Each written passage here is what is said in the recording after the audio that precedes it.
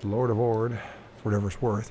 I'm going to get back into the reading of The Eighth Tower by John Keel. Now, last chapter we read about Marconi and his work with different bands of frequency in the electromagnetic spectrum. We talked about his death ray, and I thought, well, synchronicity so has it that a channel that's a very good channel that's been around and been telling it the best that they can their take on what is really going on in our world. The truth stream media, it's right there. And I think I'm going to shove this in here. And it's why was Tesla building a death ray before I get into reading. Hopefully, it's not going to be an issue. If it is an issue as far as copyright issues, then I will just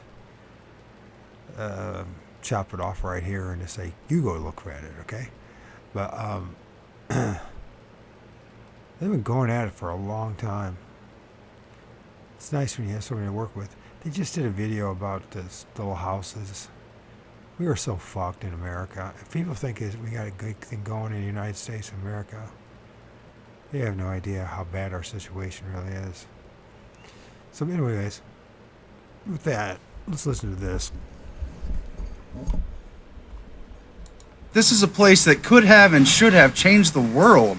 I mean, this is where his wireless transmission towers stood, and not only could it have sent wireless energy worldwide and nationwide, but it had many other applications. But to sum it up, the bankers said, where do I put the meter? And Tesla said it's not supposed to have a meter. And, you know, a lot of other details happened, but the funding was pulled, and the world, in many ways, is more bitter and hollow ever since. Hey, everybody. So, you'll have to excuse my voice. I lost it. I got a sore throat, and it's taking a while for it to come back. But I kind of fell down a small rabbit hole the other day, and I just find it highly fascinating to imagine what if. So I thought I would do a quick video on this now while I'm thinking about it before I lose the train of my thought. Nikola Tesla is a pretty interesting guy, to say the least, but it always confused me how someone who seemed to work for at least some humanitarian causes at his core, things like free energy and talk of world peace, also supposedly spent the entire 20th century of his life building a death ray. I've heard of the death ray, I've heard about it over and over, but I never really looked into it. And I kind of fell down a small rabbit hole the other day and realized that the history on that is not, or what is generally believed. So I heard about Tesla's death ray years ago, and ever since I first learned about him, and people still bring it up all the time, that he was inventing this ultimate weapon. And upon his death in 1943, the government went in to both the rooms that he lived out his life on the 33rd floor of the New Yorker Hotel and confiscated all of his papers and his belongings. And men from the Navy also took over a storage unit he had. There was one very interesting letter that stuck out, and that's this memo dated April 17th, 1950, which discusses a warehouse, a storage unit that Tesla had at the Manhattan Warehouse and Storage Company on 52nd Street and 7th Avenue in New York City. And they talked about how no one had had access to that storage unit except right after Tesla's death in early 1943, when an examination was made of his effects.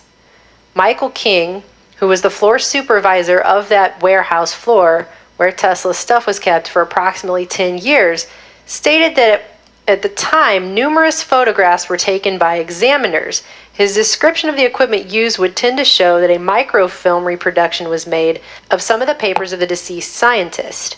Mr. King also added that several of the group making the examination wore U.S. Navy uniforms, and during the 2 days required to complete the examination, the civilian assistants in the group were identified to him only as, quote, federal authorities. And it's known that the government classified some of those documents, and debates still go on today about what they classified and what they did with what they classified. But the idea that Tesla was over there working on a pew-pew Star Wars ray gun or Star Trek ray gun have been, in my view, exaggerated. Because if you actually go back and read the articles that came out at the time that Tesla made his quote-unquote death ray announcement back in 1934, that's not exactly what he said. So this was reported in newspapers all over the place, but the main one I see referenced a lot is from the July 11th, 1934 issue of the New York Times. Tesla at 78 bears new death beam, right? But then they say defensive weapon only. And if you go down in here and you actually read what he's proposing, it doesn't actually sound like a death ray. It says, when put in operation, Dr. Tesla said this latest invention of his would make war impossible. This death beam, he asserted, would surround each country like an invisible Chinese wall, only 1,000,000 times more impenetrable. It would make every nation impregnable against attack by airplanes or by large invading armies. But while it will make every nation safe against any attack by a would-be invader, Dr. Tesla added, the death beam by its nature could not be employed similarly as a weapon for offense. For this death beam, he explained, could be generated only from large stationary and immovable power plants stationed in the manner of old-time forts at various strategic distances from each country's border. They could not be moved for the purposes of attack. And death ray sounds really good in headlines, so I'm sure I understand why the media ran with it. But a wall of energy does not sound the same to me as a ray or a beam. Some of the headlines did run with the fact that he was inventing these rays, plural, to stop wars as a curtain of death. This one says curtain of death will be placed around the borders of the country. But it's a force field, and it says here he declared he planned to give his secret to the Geneva Conference in the interest of peace. So he was not at all trying to build an offensive death ray war weapon. He's talking about an electronic or electric force field of particles, right? It's not the same. That's not the same as a death beam. I mean, I guess it is technically, but it's also not. Because when you say death ray, I'm going to go ahead and guess 9 times out of 10, most people's brains automatically think of like the pew-pew gun with like a beam of light coming out of it. That's just not what he was saying. So this is more like a force field, not a death ray. An energetic wall that stops entire squadrons of warplanes from even flying over a nation's border, just shuts them down, or renders tanks and battleships inoperable. So that does the opposite of what a death ray would do. This just stops war from being possible. And he was purposefully designing it in such a manner to make it impossible to turn it into an offensive weapon. In the configuration that Tesla described, nations would be protected from other nations from being invaded. And then war would simply cease to be possible, at least not in the ways that it's traditionally been fought, warplanes and tanks and battleships and stuff like that. Because if every nation on Earth had one of these, it would make it almost like a cartoon level silly to try and perpetrate war in the traditional way that it's been done with all of this hardware. And maybe that sounds like a totally crazy idea that could never work for a number of reasons. And there's going to be someone who comes into the comments and goes, actually, quantum physics, blah, blah, blah. Okay, cool. But, at least somebody was trying to think in this way, because it's the way that I feel like it's the way scientists should be trying to think, right? What is a huge problem in our world? Freaking war. And yeah, maybe it's a crazy idea that could never work, that he was working on world peace, which even the phrase world peace just sounds like a crazy impossibility. But maybe it takes an impossible idea from an impossible mind to solve our so-called impossible problems. Then I found out that Tesla wasn't the only person working on this back in the mid-1930s. So the following year, he makes his announcement in 1934. The following year in 1935, I found this article having to do with Professor Jacques Bremont, a radiologist out of the University of Paris, who revealed an invisible death ray that he used to kill a mouse instantly from a distance of 30 feet. However, he said this invention was cost prohibitive, as the contraption cost $2,000 to kill a single mouse, so scaling it up would be exorbitant. Even for the drunken extravagance of war, it would cost too much. He goes on to say the death ray, which would be fatal to a man, is still no more than a bad dream, not likely to be realized, if at all, for many years. But this professor says if he were to discover it, he thinks he would throw the formula into the sea. Curiously, though, he then goes on to say that he's skeptical even of the reports that German scientists have developed a beam which stops the motors of airplanes miles away. So there you have scientists in at least 3 major Western countries working on this kind of tech by the mid-1930s. So I have to add this in because I came across this as I was editing. It got to the point where they were doing full-page spreads about trying to calm people down in 1935, that death rays were not scientifically possible. It came out that Marconi made an announcement that he was working with experiments with a secret ray, which he believes will enable him to stop airplane motors. But further proving my point about Tesla not making such a ray, specifically in this same article, they interviewed Tesla about this claim. Turning to Marconi's claim, Dr. Tesla said such a ray would be difficult to operate effectively and that protection against such a ray would be easily contrived. Now, the transmission of such rays is greatly handicapped by the small amount of energy available. Assuming that a plane is 6 miles distant, the ray to reach it would cover an area of 1 billion square centimeters, so that energy per centimeter available for interference is very trifling. However, if it were true that a ray of sufficient power could be sent such a distance, a remedy could easily be devised making the ray harmless. And what would the remedy be, he was asked. An efficient copper screening, not of the whole motor, but of vulnerable parts.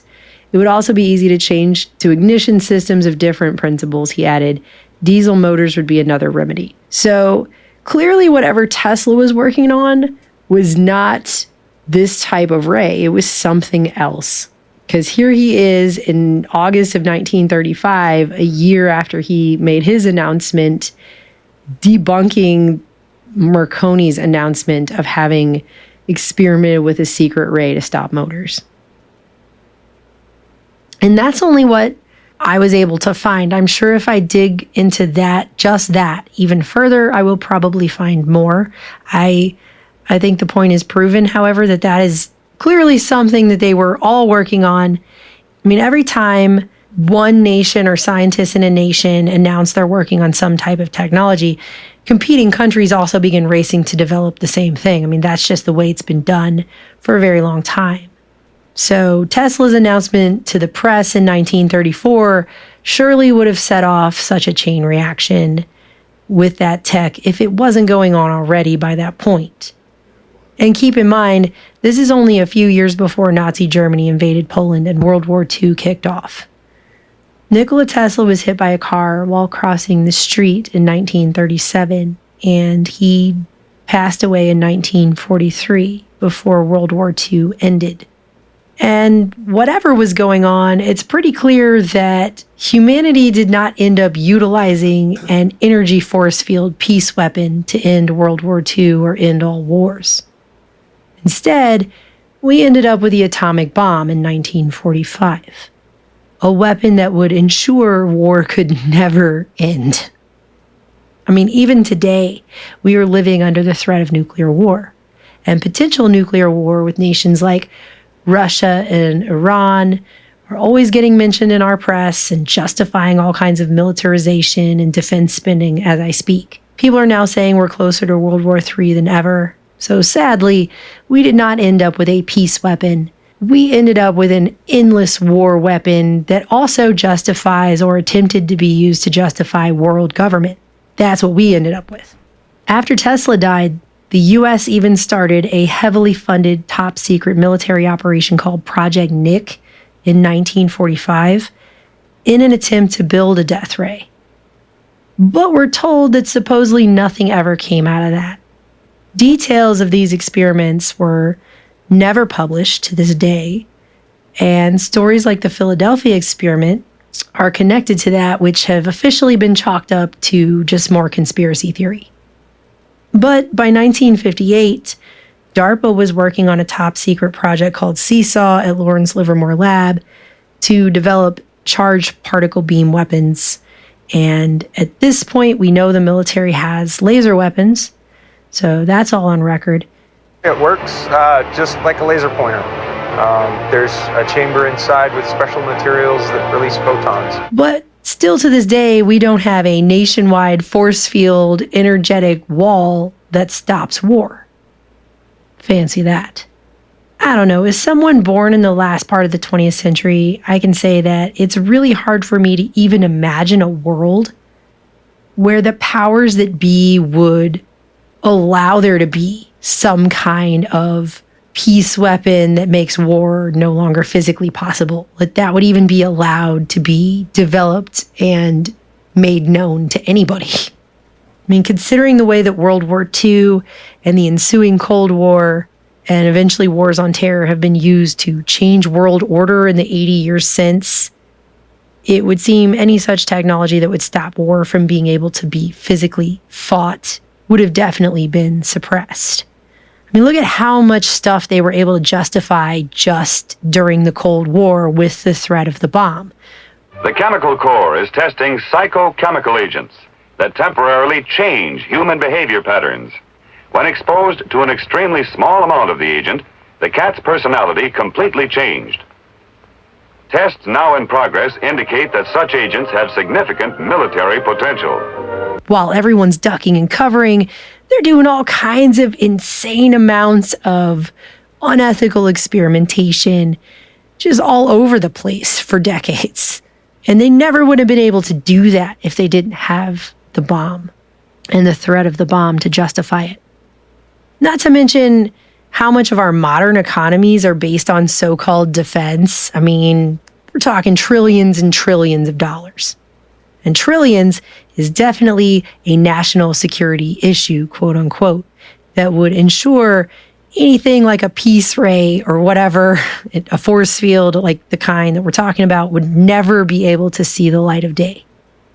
I mean, it would take a fundamental shift in humanity altogether, from our consciousness out to our societies, to make any real changes in that regard.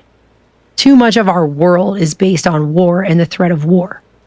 So Nikola Tesla was working on a force field. Even today, I still see people talking about his death ray, and they do make it sound like this pew-pew Star Trek weapon. He was working on a machine to create a powerful electrical death beam, which could wipe out armies in a flash. And many times to do that, they cite a letter to the editor of the New York Times that he wrote in 1908 to show that he spent the whole 20th century working on this death ray. And yet when I went to read the original, I noticed that there's a key word in there that's not quoted correctly. And he might have meant the word they're quoting, but it's not what it says. It's kind of weird. And they always say it's on page 5 of the April 21st, 1908 edition of the New York Times. But actually, I found it on page 8. So I think that's kind of weird in the archive. But this letter is insane to me. If he believed even a little bit of what he's saying in this letter, that just would change everything that we know about reality altogether, if even a little bit of this was true. So I want to go ahead and read this to you. Everywhere I see this quoted, it says, when I spoke of future warfare, I meant that it would be conducted by direct application of electrical waves, without the use of aerial engines or other implements of destruction. I mean, I guess he could have been saying warfare there, but the original printing of this and every other place I've seen it printed from 1908 says welfare. He says future welfare. So I don't know. But listen to this letter. He says, from a report of your issue of March 11th, which escaped my attention, I noticed some remarks I made on the occasion referred to have been misunderstood. Allow me to make a correction. When I spoke of future welfare, I meant that it would be conducted by direct application of electrical waves without the use of aerial engines or other implements of destruction. This means, as I pointed out, would be ideal, for not only would the energy of war require no effort for the maintenance of its potentiality, but it would be productive in times of peace. This is not a dream. Even now, wireless power plants could be constructed by which any region of the globe might be rendered uninhabitable without subjecting the population of other parts to serious danger or inconvenience. What I said in regard to the greatest achievement of the man of science whose mind is bent upon the mastery of the physical universe was nothing more than what I stated in one of my unpublished addresses, from which I quote, according to an adopted theory, every ponderable atom is differentiated from a tenuous fluid filling all space merely by spinning motion, as a whirl of water in a calm lake. By being set in movement, this fluid, the ether, becomes gross matter. Its movement arrested, the primary substance reverts to its normal state. And I think that's interesting too, because the word ether was removed from the scientific vernacular at the beginning of the 20th century, and we don't really have a word to describe that idea now anymore. Anyway, he continues, it appears then possible for man through harnessed energy of the medium and suitable agencies for starting and stopping ether whirls to cause matter to form and disappear. At his command, almost without effort on his part, old worlds would vanish and new ones would spring into being. He could alter the size of this planet, control its seasons, adjust its distance from the sun, guide it on its eternal journey along any path he might choose through the depths of the universe. He could make planets collide and produce his suns and stars, his heat and light. He could originate life in all its infinite forms. To cause at will the birth and death of matter would be man's grandest deed, which would give him the mastery of physical creation, make him fulfill his ultimate destiny. Nothing could be further from my thought than to call wireless telephony around the world the greatest achievement of humanity, as reported. This is a feat which, however stupefying, can be readily performed by any expert. I have myself constructed a plant for this very purpose. The wireless wonders are only seeming, not results of exceptional skill as popularly believed. The truth is, the electrician has been put in possession of a veritable lamp of Aladdin. All he has to do is rub it. Now to rub the lamp of Aladdin is no achievement. If you're desirous of hastening the accomplishment of still greater and further reaching wonders, you can do no better than by emphatically opposing any measure tending to interfere with the free commercial exploitation of water power and the wireless art. So absolutely does human progress depend on the development of these that the smallest impediment, particularly through the legislative bodies of this country, may set back civilization and the cause of peace for centuries. Nikola Tesla, New York, April 19, 1908. So Tesla's free energy ideas were defunded by people like J.P. Morgan, who supposedly wasn't interested unless he could find a place to put a meter on it, to charge people. And certainly any ideas that would literally physically stop modern warfare from being able to be effectively fought would get shut down by similar powerful interests. But what happened to the things that he was working on? Where did this technology really go? When we first got together, Aaron showed me a 2004 PBS documentary about Tesla called Tesla Master of Lightning. His name was Nikola Tesla, and he was the Master of Lightning. And in the last part, they start talking about HAARP, the High Frequency Active Auroral Research Program up in Alaska. The HAARP project evolved from a patent filed in 1987, in which Tesla's work is referenced. It proposed using the ionosphere like an enormous electrical circuit to transmit power around the planet. And there's a guy on there who says that, it can't be used to control the weather, ha ha ha. Tesla proposed that it might be possible to modify the weather by using radio waves. I believe that this is impossible. Well, back in 2014, we did a report on the fact that you had David Walker, Deputy Assistant Secretary of the Air Force for Science, Technology, and Engineering, testifying at an appropriations subcommittee hearing where he just very matter-of-factly states that the Air Force took over from the Navy and that they are managing the ionosphere, which is what HAARP was really designed to do. I wanted to ask a couple questions here about HAARP, the High Frequency Active Auroral Research Program. Several of you at the table have a little bit of a piece here. As you know, this is located up in Alaska. It's currently funded by the Air Force Research Lab. It was formerly funded by the Office of Naval Research. One of the prime customers is DARPA. Thank you, Senator. The Air Force has gotten great value out of HAARP in the past. We took over from the Navy and managed it and actually did a number of experiment campaigns up there and have finished our work that we're interested in doing up there. We've moving on to other ways of managing the ionosphere, which the HAARP was really designed to do, was to inject energy into the ionosphere to be able to actually control it. And he just said it just like that. And it's just weird because after years of claims that it couldn't be used that way and that anyone who said that otherwise was a crazy conspiracy theorist, there you go. They're just straight admitting it. Microwave technology has already made it possible to transmit wireless power with the use of satellites. Which leads me to wonder about the other claims in the documentary, because right after that part, you have this claim about what can be done with energy and satellites. You have to create a pipeline. That's very expensive. So we said, all right, let's go into Alaska, create microwaves from the natural gas, send them to a satellite at a particular geosynchronous orbit, put a reflector there, and send it to Japan. And in Japan now, you get the antenna, which transforms these microwaves into 60 hertz, and you get electricity. And we know that there are modern Tesla Tower experiments going on, like the one that's been built in recent years just south of Dallas, which we covered a few years back. Mel's just really good at that. She came across a Reddit conspiracy forum, people talking about this Milford Tower, and some of them were saying it looked like a Tesla tower. Other people were saying, no, that's a Texas oil drilling well, and they just have a strange cover on it to kind of take attention away from it. Well, that seems strange since it completely draws attention to it. It made us pull over off the side of the road. Other people have to be wondering what it is too. And then Mel found the company that was operating the tower called Visive Technologies, and then it became apparent by looking on their pages that this was a very interesting piece of high technology.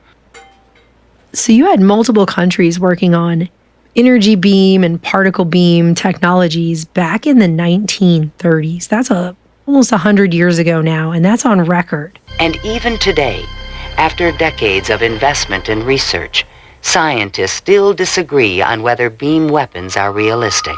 That's all I'm really at liberty to say, is that a considerable amount of effort has taken place in the United States and in a number of other countries trying to get these things up to a real weaponizable status.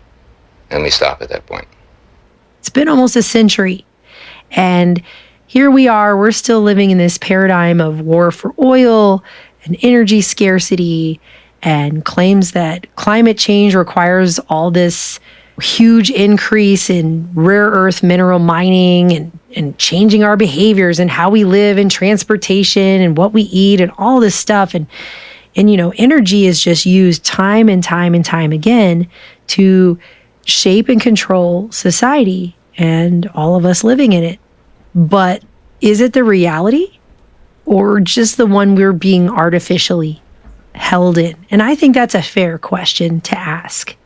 I don't think that's crazy to ask that when you think about the fact that some people who were considered geniuses were working on this well over 100 years ago.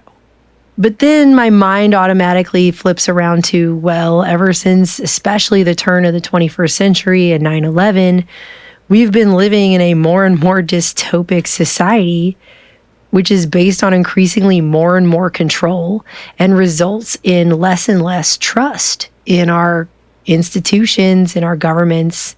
This letter to the editor from 1908, is there any corporation or government or international body or anybody that you could think of that you would want to give that kind of power to?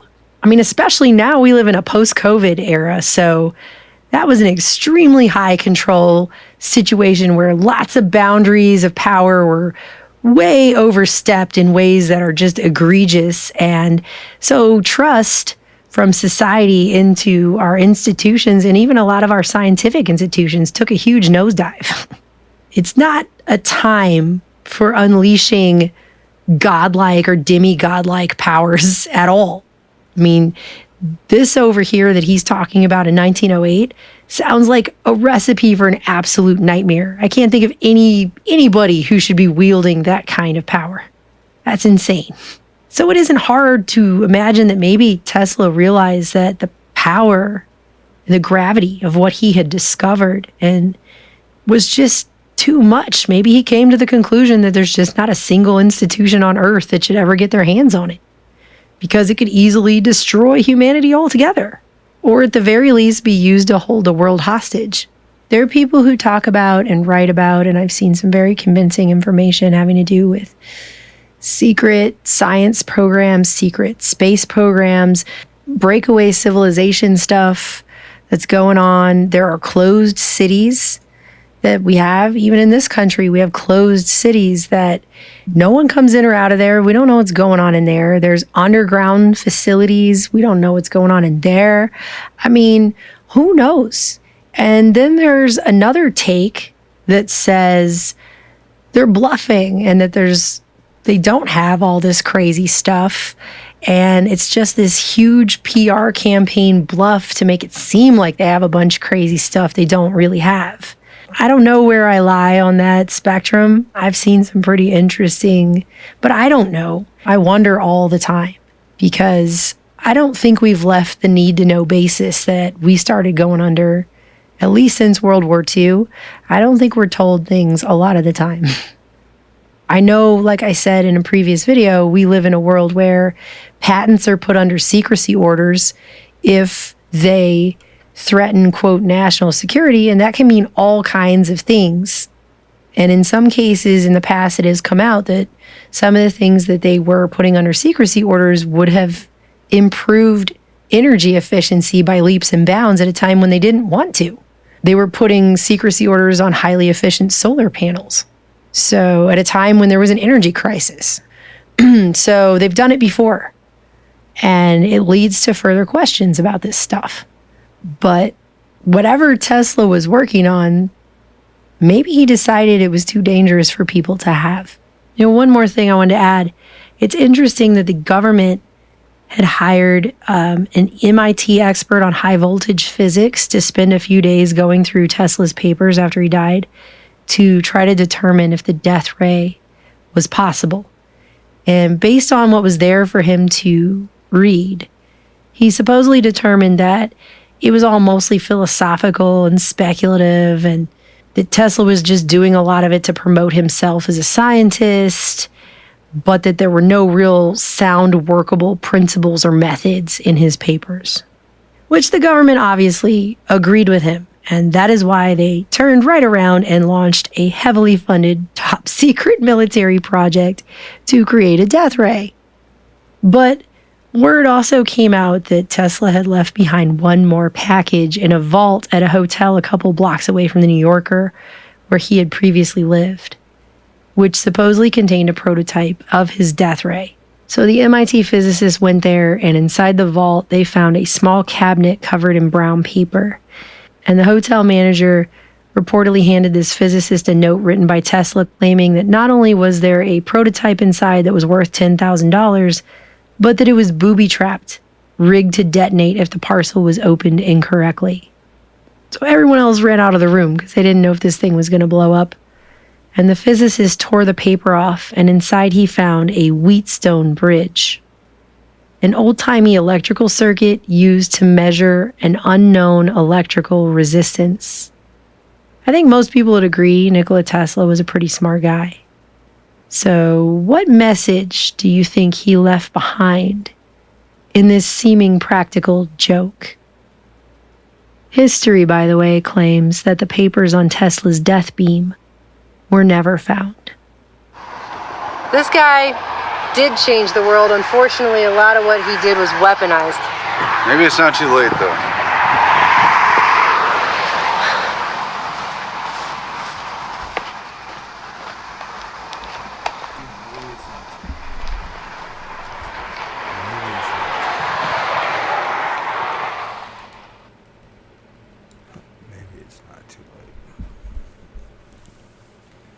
place is nothing but tragedy. That's what this place is. And unfortunately, I don't know what to do about it. I truly don't know what to. So, the book I'm going to be reading in the future, some of you should listen to or read yourself, is The Masquerade of Angels. It will change your perspective on things too, even if it's slightly true. We get back into the 8th Tower. Obviously, the 8th Tower is a reference to the Babylonian Tower, the ziggurat, and it had 8 levels. And on the very 8th level, a tower. So it's tower and tower and tower, right, stacked up. They had a golden altar and bed where they sacrificed virgins to their gods. We're now at chapter 5 of, just a reminder, The 8th Tower by John Keel. Cosmic force behind all religious, occult, and UFO phenomena. It smelled worse than rotten eggs. More like burning flesh. D.S. Sunny, Deaf Verger. So D.S. Sunny, Deaf Vergers, a scoutmaster in Florida, declared in 1952 after a frightening encounter with a glowing circular object. Now, while 3 boys from his troop had watched from a distance, Desvergers had cautiously approached the object and had been knocked unconscious by a ball of fire coming from it. Hello, Saul / Paul, road to Damascus. The hair on his forearms was singed, and 3 small holes were burnt into his cap. Captain Edward Ruppelt, then chief of the Air Force's Project Blue Book, investigated the case personally and discovered that the roots of the grass at the alleged UFO landing site were mysteriously scorched while the green above ground was unharmed. This weird effect has been found at other UFO sites since then. In recent years, microwave ovens have gained popularity. Early models were not too successful because microwaves heat substances from the inside out.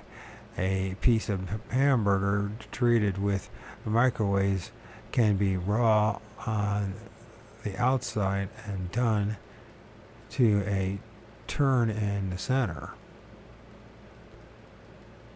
Okay. Apparently, the grass in Florida was subjected to microwave radiation. The UFO lore abounds with cases in which objects and people were cooked by microwaves. One of the first instances of this sort of resulted in tragedy in 1954, and it was heavily publicized by a popular flying saucer writer of the period, Donald E. Keyhoe. 2 Air Force pilots were purportedly pursuing a UFO over Wellsville, New York, when a sudden unbearable heat filled the cockpit of their F-94 jet. They were forced to bail out and their plane crashed into a little town, killing 4 people. two of them children. AI, which is interesting, AI. Actually, although it's supposed to be, this story made headlines, the UFO aspect was played down and even totally ignored in most accounts. Motorists in closed cars often experience a rapid rise in temperatures when a UFO hovers nearby. Their vehicles literally act like a microwave oven. People standing in the open can be exposed to both actinic rays and microwaves and get their pants burnt off. Deputy Sheriff A.H. Perkins and Patrolman C.F. Bell, had this happen to them near Williston, Florida. So Williston, Florida, on December 5th, 1955, they said their clothes became intolerably hot and their limbs were virtually paralyzed as the objects, 6 of them, passed low over their location. Contactees who claim to have been very close to grounded saucers commonly suffer excessive thirst afterwards, a sure sign that they have been exposed to the dehydrating effects of these radio waves.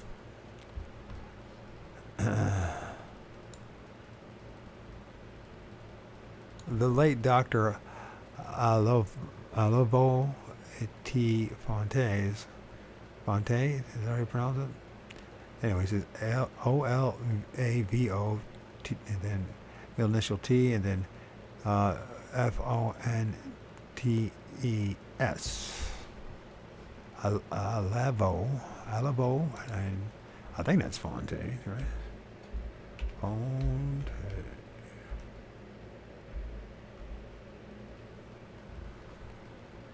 So let's make sure I'm saying it right. I'm horrendous with names. pronouncenames.com. Fontes. Fontes, that's Brazilian, how you say it. Now, how would you say it? That's what another person's take on this. Italian is supposedly most likely would be, or French. pronouncenames.com. Fontes. Fontes. That's probably what I said. It's just Fontes. It's probably French, Fontes. I'm assuming that. You know, you can pronounce it in numerous different ways. Italian, French, Portuguese, then there's English, Fontes. So I never know how to pronounce these names. I don't know how anybody is certain that they're pronouncing the name right, but since it says here a spectacular incident at the fort of Itaipu, Brazil. So Fontes, depending on how you pronounce it, she's probably Brazilian now. It could be, I don't know. Let's start over here.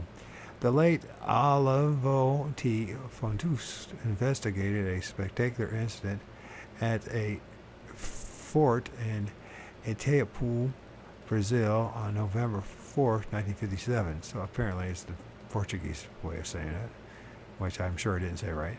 The two alarmed sentries were engulfed by an intense wave of heat as they watched an orange-colored object, I've seen this before, hovering nearby. While they screamed and gasped for air, all the electrical systems in their fort failed.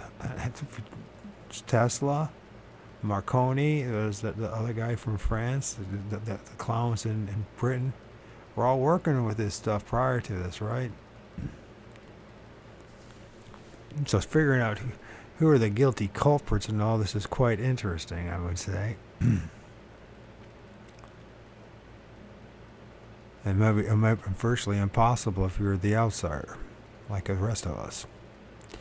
And while they screamed and gasped for air, according to Fontus' account published by the APRO, the place was a scene of total panic, with soldiers and officers running helplessly back and forth, their weapons too hot to handle.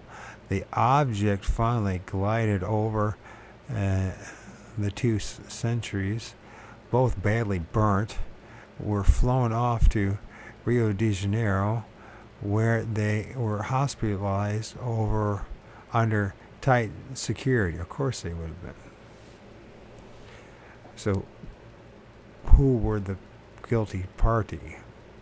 Now, wasn't this supposedly a rumor that certain characters were shipped off? Did we just read this into Brazil to do these experiments?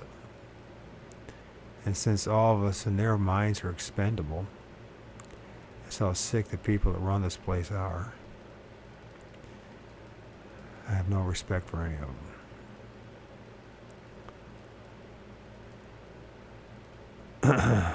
The news of the event leaked out through the hospital staff, and Dr. Fontes looked into it.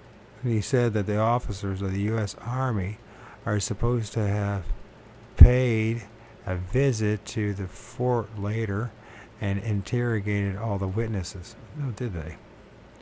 In October 1973, I interviewed a young man who had been exposed to a low-flying UFO in Ulster County, New York.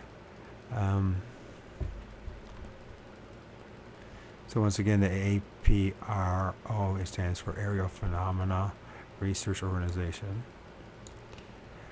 And then, man, it was throwing off some heat, he complained.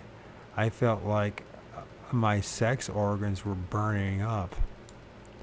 Microwaves affect the eyes and the testes in particular.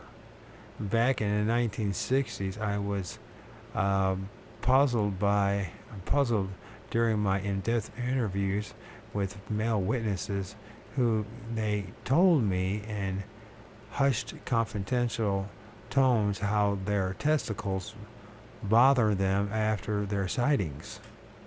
Some later developed non-specific infections with all of the symptoms of venereal disease. Try to explain to your wife or girlfriend that you got it from a flying saucer.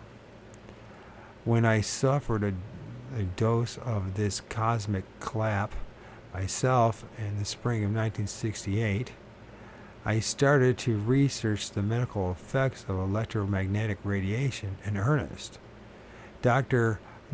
Barthold Schwarz, a New Jersey psychiatrist, independently investigated a case in which male organs were affected. The victim, a bachelor living alone on a farm in the Catskill Mountains, had this odd experience one night in August 1968. I heard a shrill sound, whining like a dynamo. Dynamo. That's what I was trying to say. Dynamo. I could not move. I looked at the dog and he was standing motionless. I lost all sense of time. It might have lasted seconds or 5 or 10 minutes. All of a sudden, the noise stopped and I could move. And when I looked around, the horse and dog were also moving. Over the barn there were 2 holes in the sky, as white as snow. It was like looking into a barrel. They were perfectly round, automobile tire size, and about 3 feet apart. They stayed still and didn't move for 10 to 15 minutes. They disappeared. There was no effect on the household electric lights, clock, or radio, but there was something odd. The telephone didn't work when I went to make a call that night. It was all right the next day. When he rose the next morning, this man suffered dysuria, burning urine, like a red-hot poker. 10 minutes later, it was all right. Some hours later, red streaks appeared on his penis. There was no ostensible reason for these complaints, Dr. Schwartz noted, such as cystitis. Oh God, I can't pronounce anything. Cystitis, prostatitis, or various venereal diseases. So is cystitis, prostatitis, and various other venereal diseases. On the electromagnetic spectrum, microwaves blur into infrared. Cystitis. I guess is it cystitis and prostatitis? Prostatitis? I think I'm pronouncing it right. I can't get my mouth to move, as usual. Okay, radiation, so infrared radiation, which in turn leads to these frequencies that produce visible light. Marconi called his microwaves quasi-optical for that reason. Infrared rays are generated by heat and vice versa. Microwave ovens are operating on the fringe line between infrared and the lower frequencies. Figure 3 outlines this part of the spectrum. And it says the electromagnetic spectrum. And then once we're going to look at this graph, and it's microwave is right here. There's radar kind of in the middle. A radio, frequency radio, infrared, microwave. And then this is at 1,000 kilometers, if this is correct.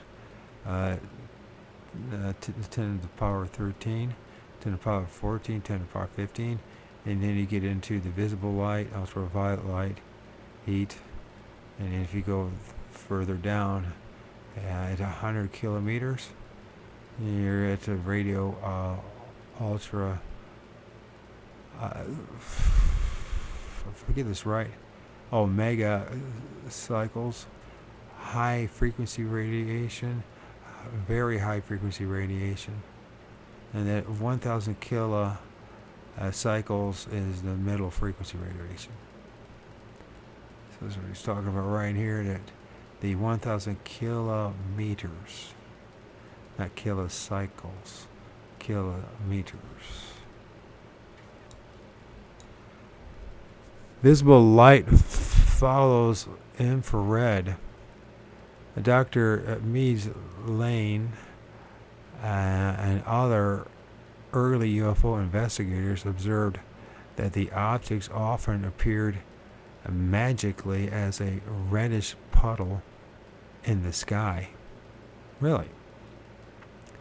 It's a reddish puddle in the sky. They progressively changed to the other colors of the spectrum until they became a sickening purple or melted into a visible ultraviolet. The terms matte and dimat from materialization and dematerialization were introduced. Often the object is visible for only a few seconds, causing astonished witnesses to blink and gasp, "What in the hell was that?" Forbidden books on black magic, witchcraft, and ancient religious beliefs all describe this basic materialization process, including solemn warnings to avert the eyes when you materialize an angel or demon through some secret rite, lest you suffer from conjunctivitis and the other painful maladies produced by the rays of EM spectrum, which is electric magnetics. All mythology tells how one should not gaze upon the countenance of a materialized god. Although they lacked proper terminology for these effects and were obliged to speak in terms of rays and vibrations, secret cults throughout the ages knew that entities moved into our reality through a process of altering frequencies. In Babylonia,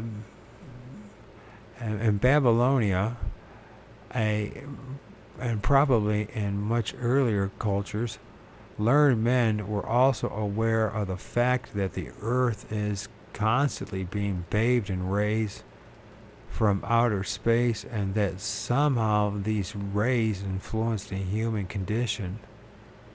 They attempted to define this mathematically through the science of astrology.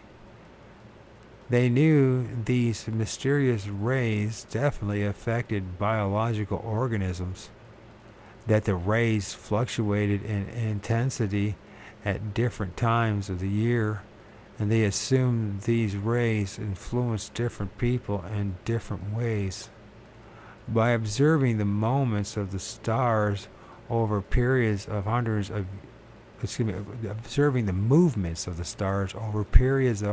years, they concluded the rays were controlled by such movements.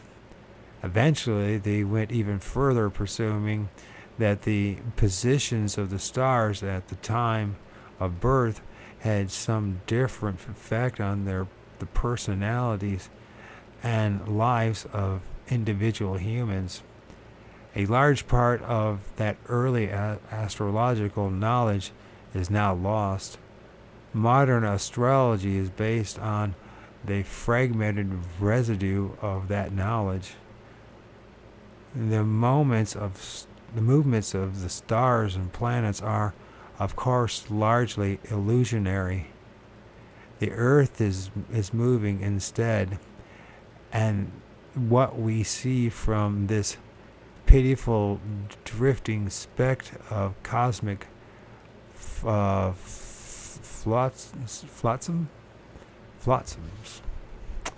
Wait to see if I'm pronouncing that right. Flotsam.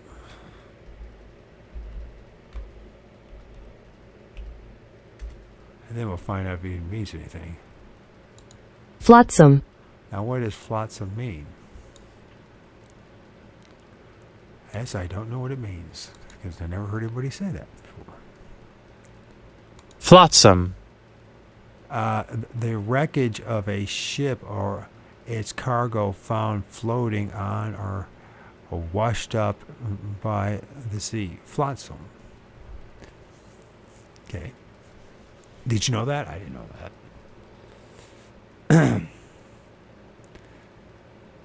I didn't know that.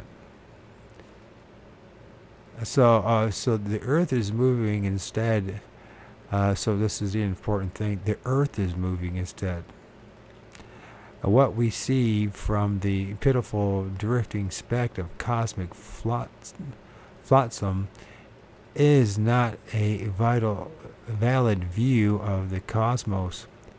the movement of the planets and stars really doesn't mean a damn thing. What is important is the movement of the Earth and its position in orbit at different points of time.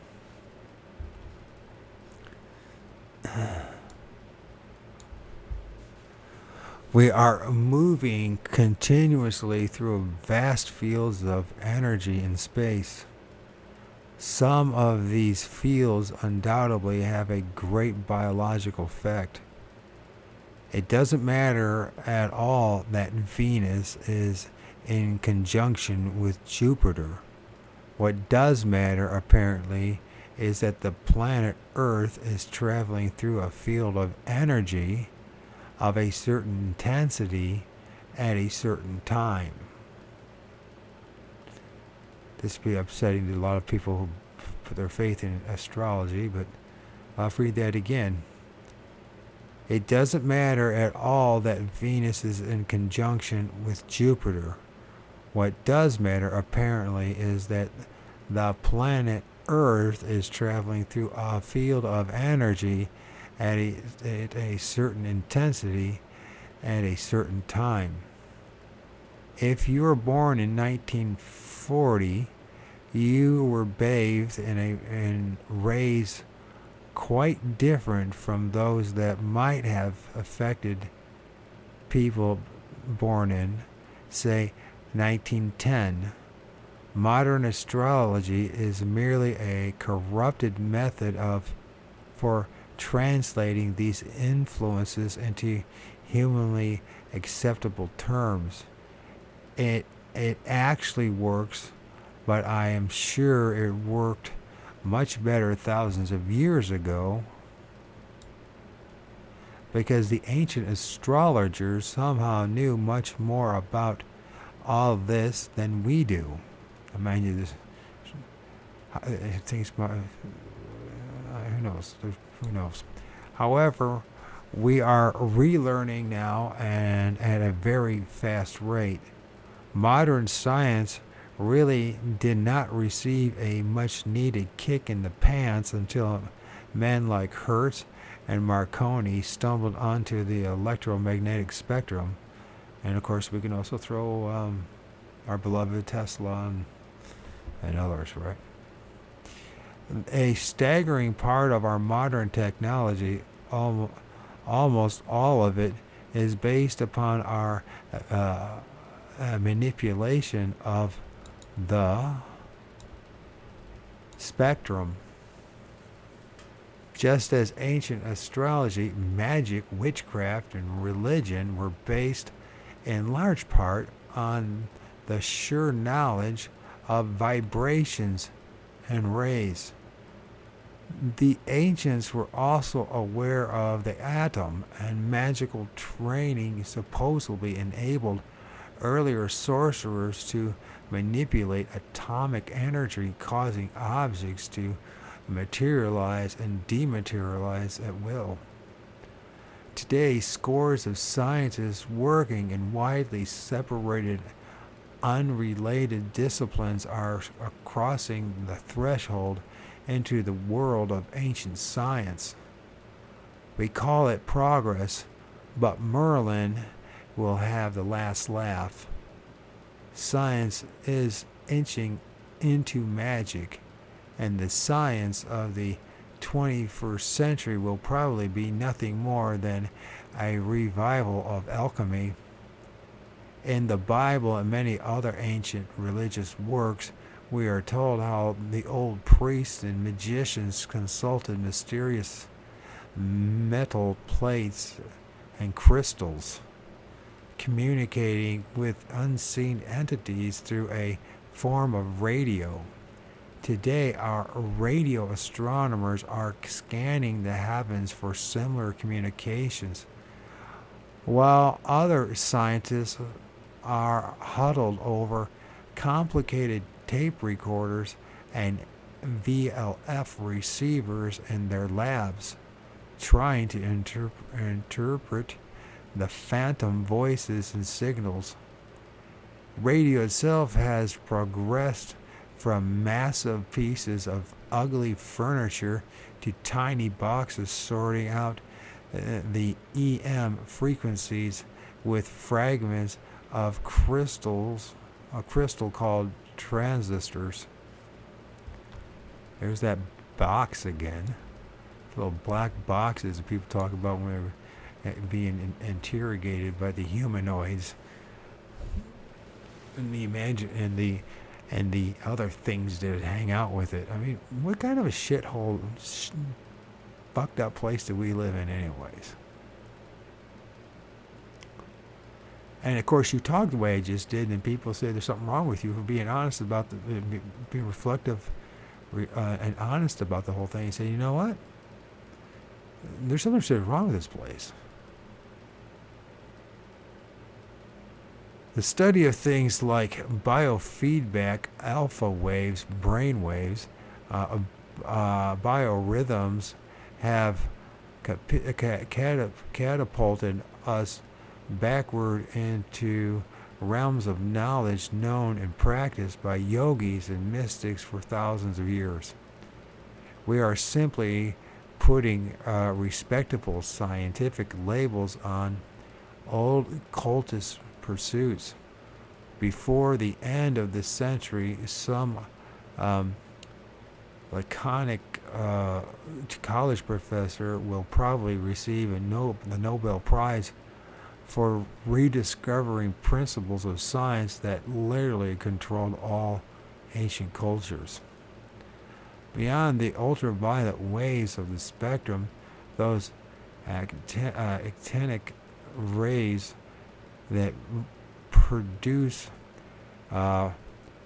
arrhythmia, plain old sunburn, and so arrhythmia. Let's make sure I'm pronouncing that right. Which I'm sure I'm not, because I haven't.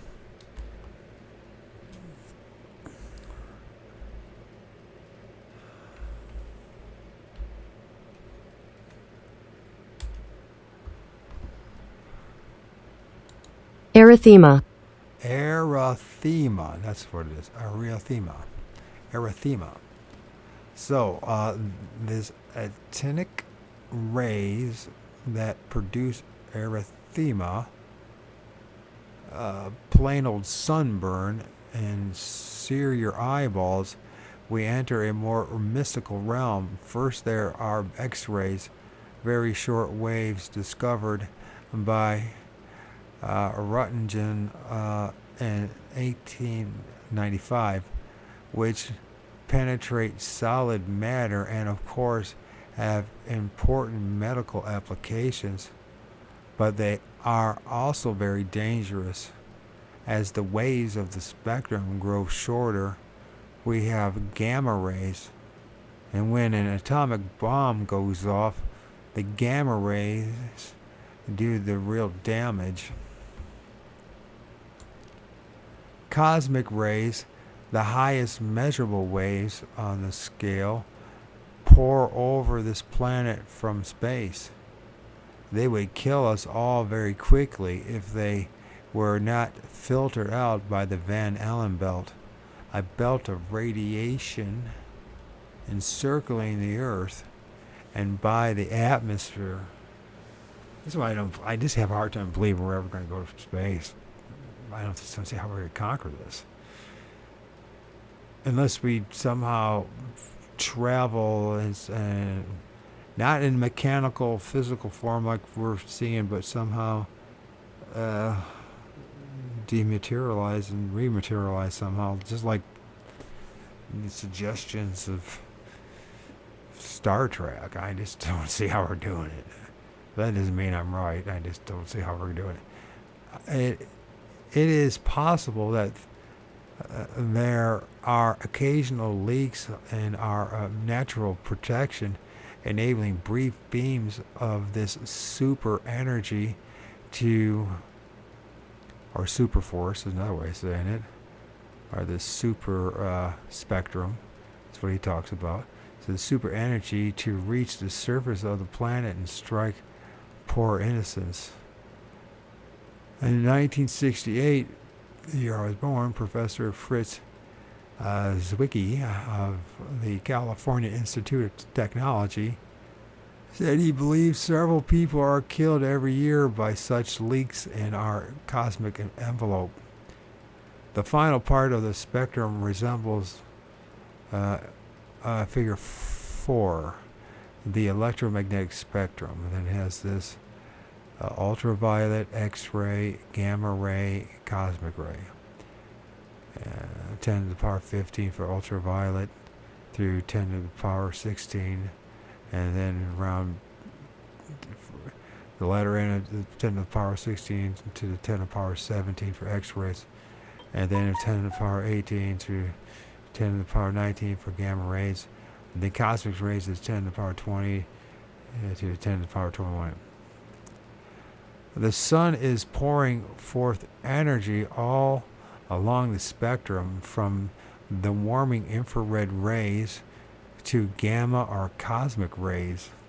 We still don't understand too much about the sun, but we do know that sunspots or storms on the sun raise havoc with our communications on all levels, meaning that energies in the VLF and higher radio ranges are also being generated. The Earth is sometimes host to mysterious magnetic storms which foul up radio reception, even telephones, and can even produce widespread power failures. The aurora borealis, or the northern lights, seem to be a type of magnetic storm, and this phenomenon is closely allied with sunspot activity.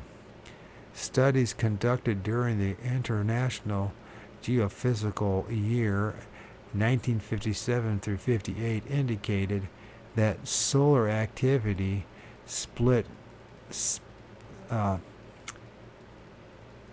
great streams of electrons through space. These electrons seep through the Earth's magnetosphere and Van Allen belt and naturally cluster at the northern and south poles, as iron filings group about a magnet. When they enter the atmosphere, they ionize or electrify atmospheric particles, causing them to glow. The result is the aurora borealis. Some of these highly charged solar particles seep through in other places, forming glowing masses in the sky which can be mistaken for flying saucers. Some scientists have tried to assert that these charged masses, called plasmoids, are the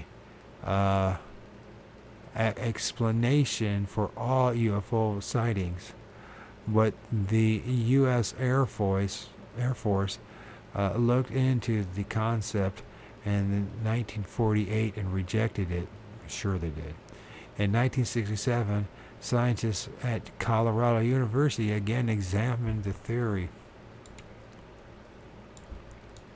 and concluded that these electrical plasma manifestations were not a workable solution to the overall mystery.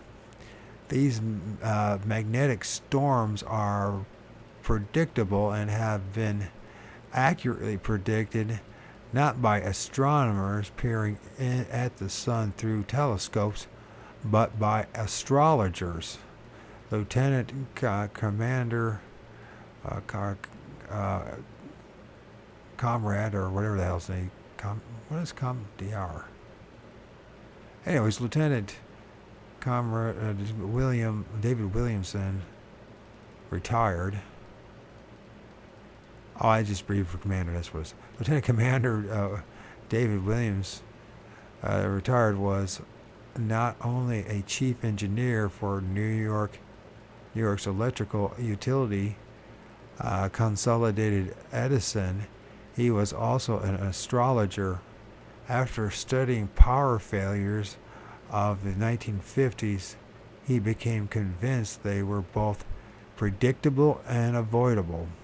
He calculated in advance the New York power failure of August 17, 1959, and noted that when the lights went out on that date, there was also inexplicable interference with shortwave radio transmission in the affected area. This was proof of a broader phenomenon. On his advice, Con Edison tore up the streets of New York. No one really noticed, and placed special shielding over its 8,400-mile networks of underground cables. I can only imagine what it is now. The natural power failures dropped noticeably. Unfortunately, the other power companies and the huge northeastern power grid did not follow suit. In November 1965, unshielded cables and relays in the northern part of New York State got caught in a geomagnetic burp, and the lights went out again. Telephones, which operate on their own 45-volt supplies, and battery-powered AM radios worked during the long darkness, but shortwave operators again faced perplexing problems.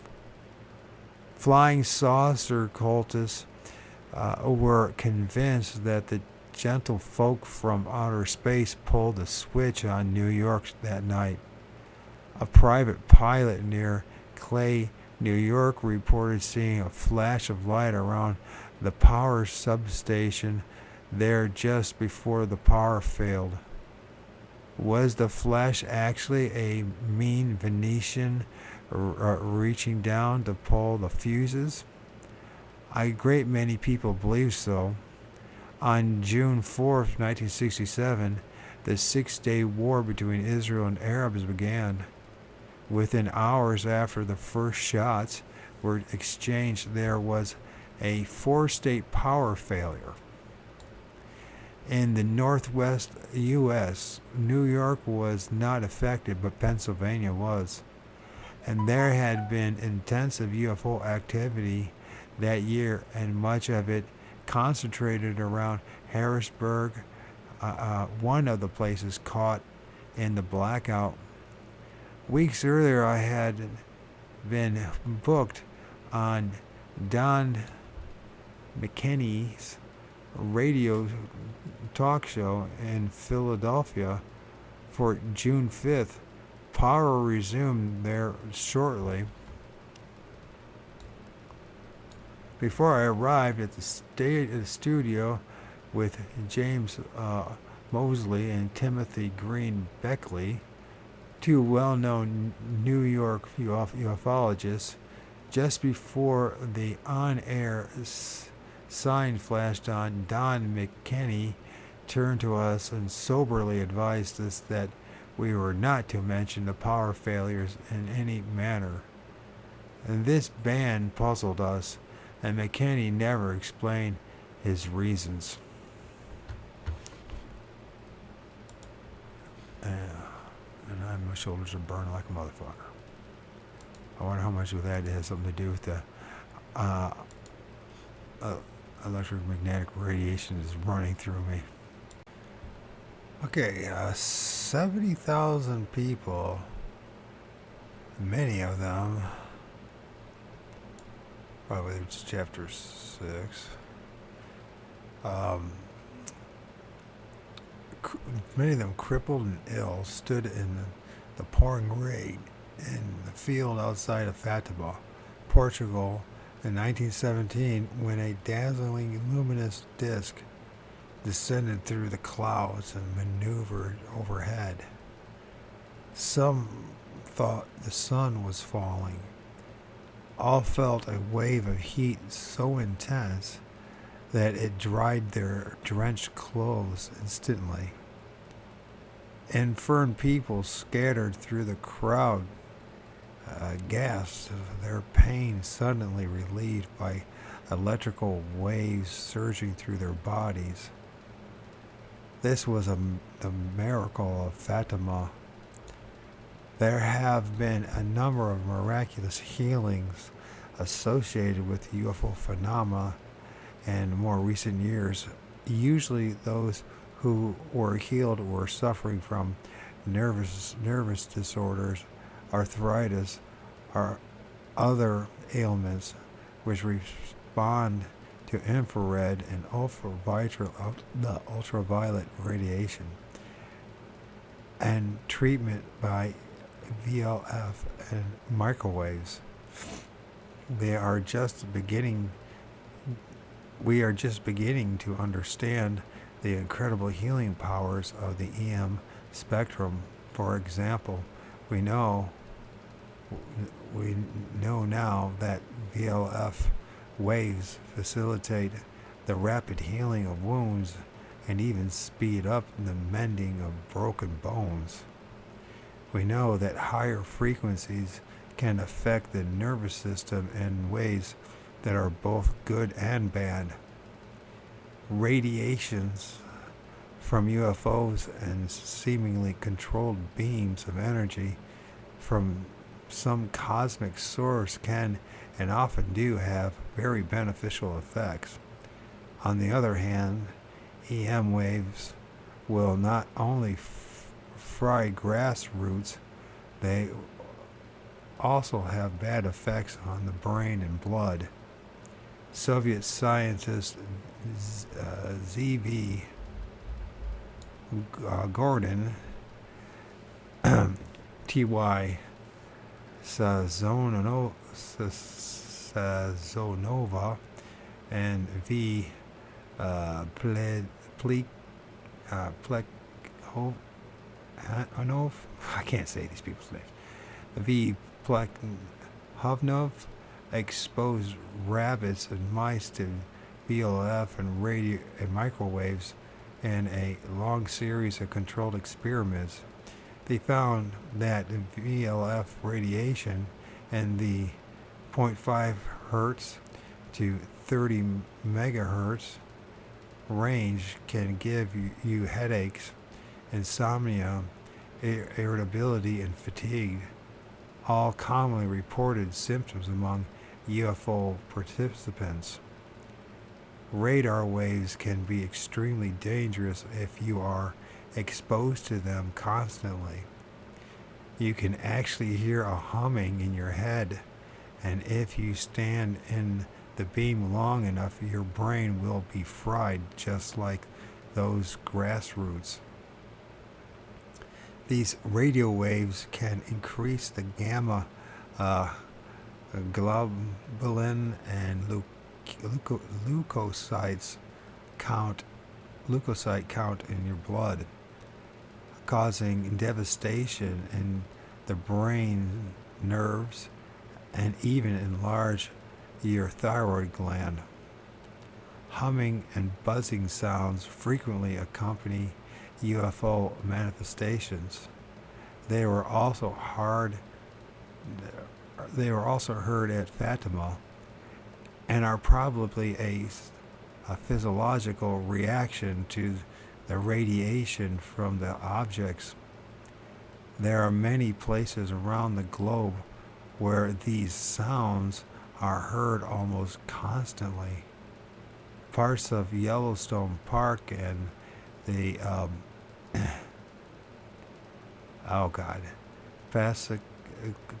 oh shit, I can't say the name. Pascagoula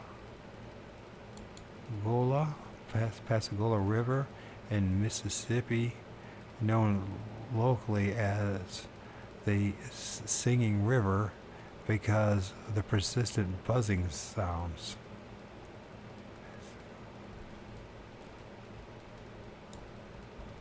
In the past few years, the Omniscient Telephone Company has erected towers all across the country that fire narrow microwave beams from one hilltop to another as a substitute for old-fashioned wire and telephone poles. If you live in any large city, you are being constantly bathed in EM radiation, radio and television waves, and all kinds of VLF waves from power sources. These radiations cover the whole spectrum and often interfere with each other, producing what engineers term electromagnetic incompatibility. A bank turns on its computers and all the fuses at the local airport blow out because of the computer is accidentally operating on the same frequency as the airport equipment. A friend of mine had a sound movie projector that was constantly picking up music from a local radio station. In some places, an ordinary tape recorder can astound its user by recording local police broadcasts. A few years ago, Phoenix, Arizona was in an uproar over a strange epidemic of illnesses which were all caused by EM incompatibility. Radio waves there were making people sick, and each year there are several episodes of mass hysteria in which scores of people in a school and other public places are suddenly stricken with nausea, dizziness, and itchy rashes. These are all symptoms of EM radiation. This is a growing problem in our society, and one that has been almost completely ignored by the environmentalists. However, the U.S. Bureau of Radiological Health has quietly been studying the problem, and some engineers are making a career of it. They have found plenty to worry about. Since 1945, the major powers have detonated over 900 atomic bombs, and mostly in the atmosphere.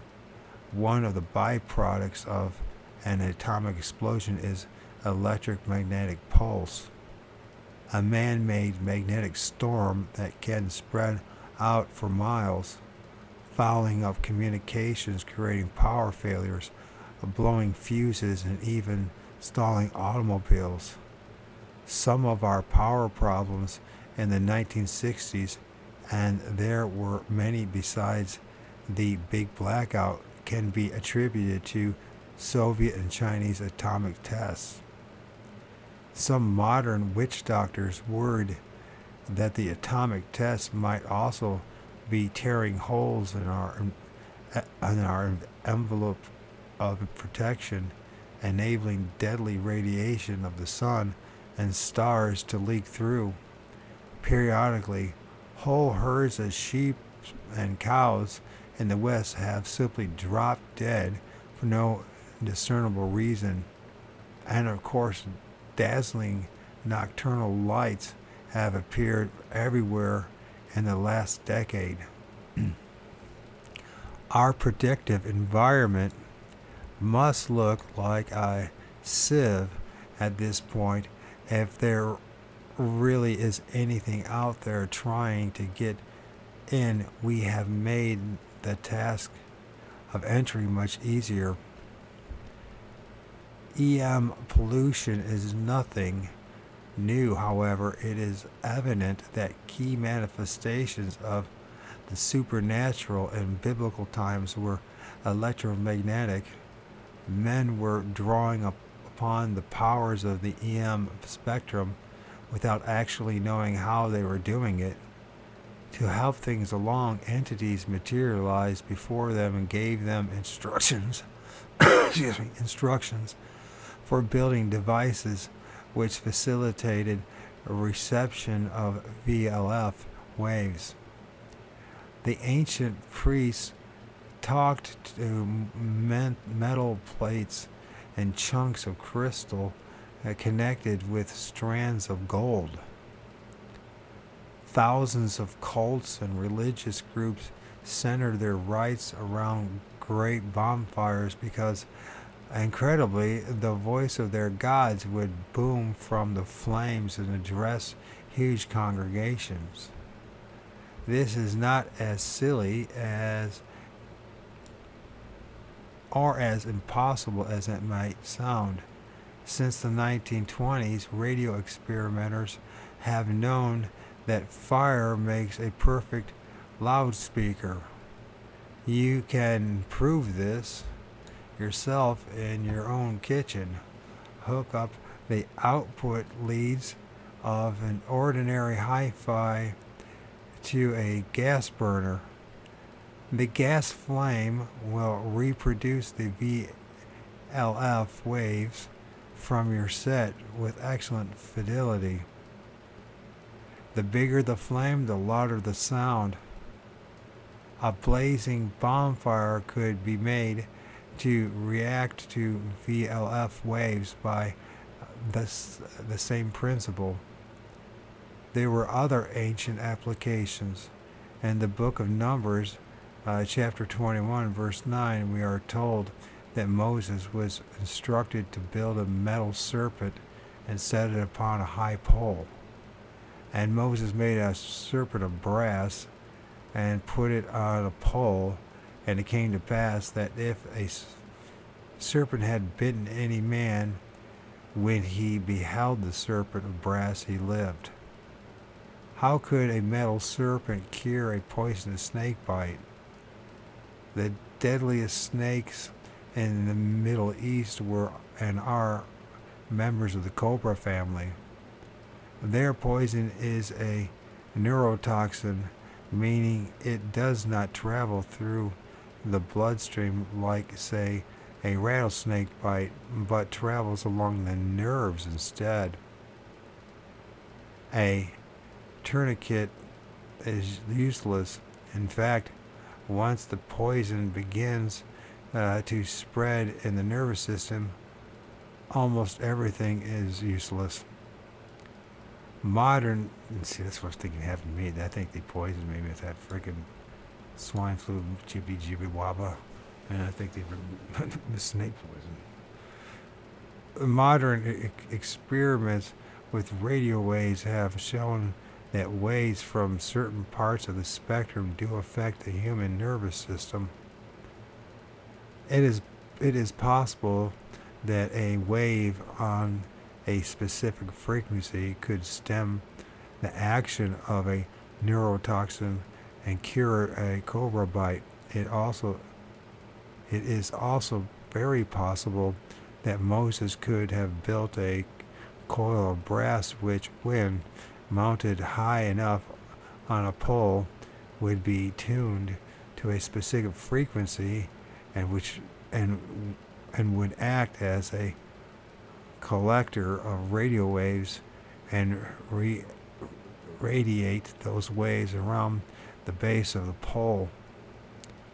Brinsley Trench, Paul Misraki, and other pre-von Däniken authors have made quite a bit out of Moses' famous ark.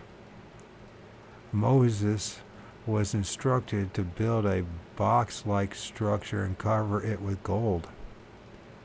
The Bible devotes a great many pages to this project and describes the ark in infinite, though somewhat tedious detail.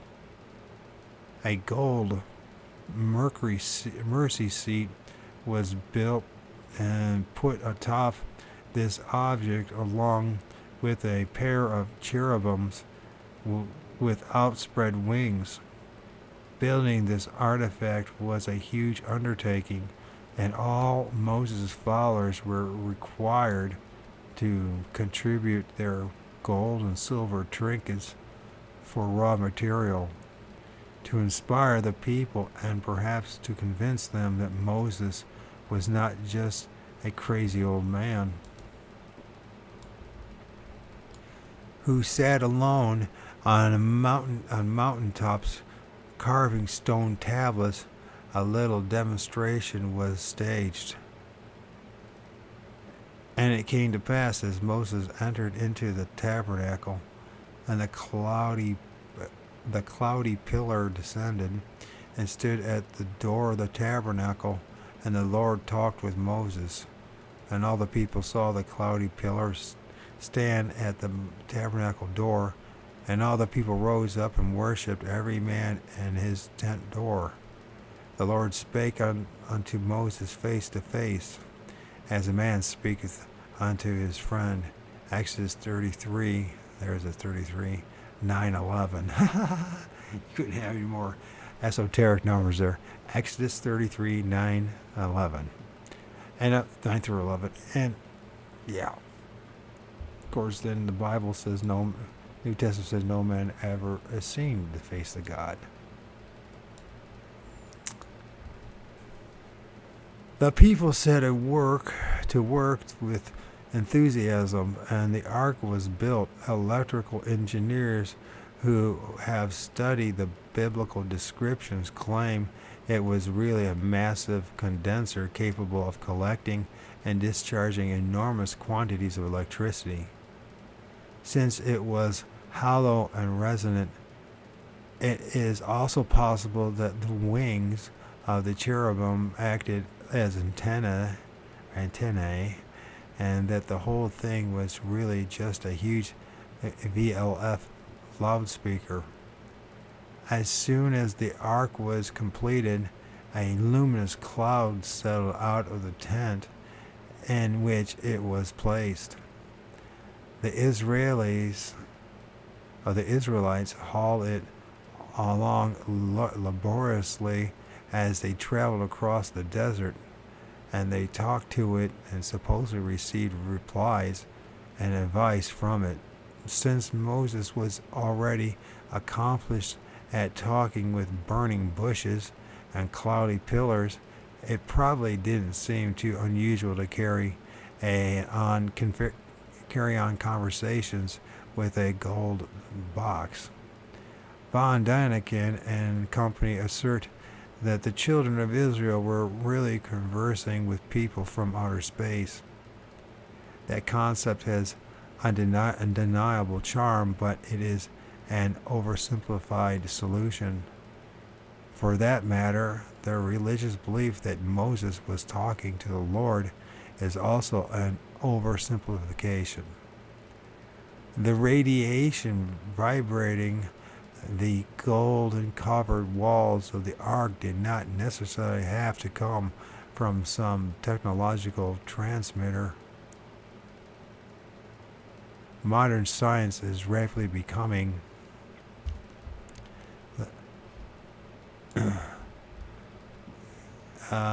modern science is rapidly becoming convinced that intelligent radiations surround us. Stidian plasma, as I'm talking about as well. But they are not being broadcast by some intergalactic Marconi.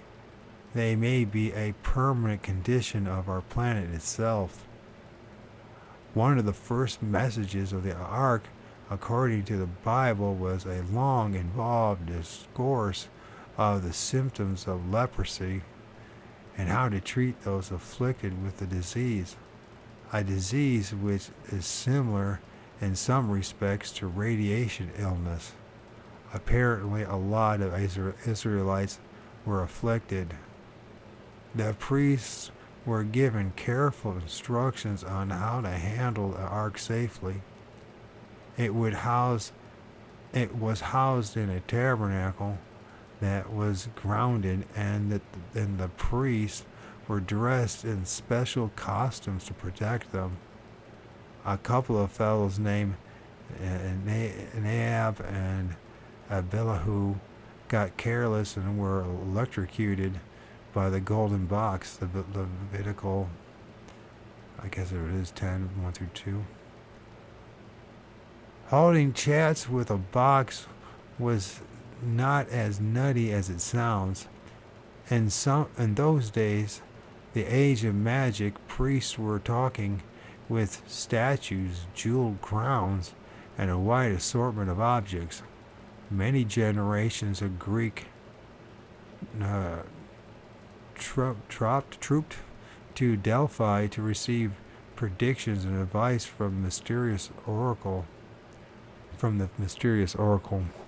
And were all these people balmy, or did some mysterious force set up direct lines of communication with mankind to guide us through a difficult period? That's a good question. I don't know. Chapter 7. Valdemar Gavroux of Marseilles, France, if I said any of that right, holds the patents for a genuine death ray. He has built a working model with a range of 5 miles. It is capable of killing every living thing, including leaves on trees, without creating an unseemly mess like an atom bomb, or ugly bleeding holes like bullets. It is not a laser, which is just a highly concentrated beam of light that can cut through steel, or a maser, a beam of microwaves. It kills with sound. Sound waves produce a variety of interesting effects on biological organisms, some of them similar to the effects of radio waves. A sound wave at just the right pitch can fill you with absolute terror even though you can't hear it. Ghosts and hairy monsters and UFOs can apparently be accompanied by this kind of sound, creating unreasonable fear in humans and even stronger reactions in animals that can hear sounds that are beyond the range of human hearing. Electromagnetic waves are fluctuations of electrical energy. Sound waves are vibrations of the air itself. These are measured in cycles and decibels, acoustic watts. The average human ear can hear sounds within the range of 16 to 20,000 cycles. Sounds below the range of 16 cycles are inaudible and are said to be infrasonic. Sounds above 20,000 cycles are also inaudible and are called ultrasonic.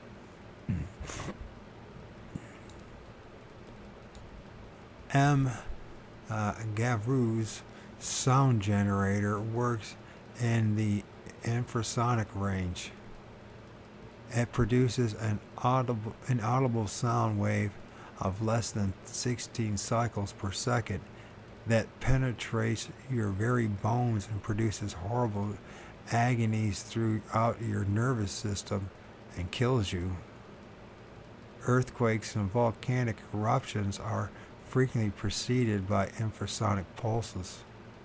Dogs and other animals sometimes know of an impending earthquake hours in advance because they can sense these pulses.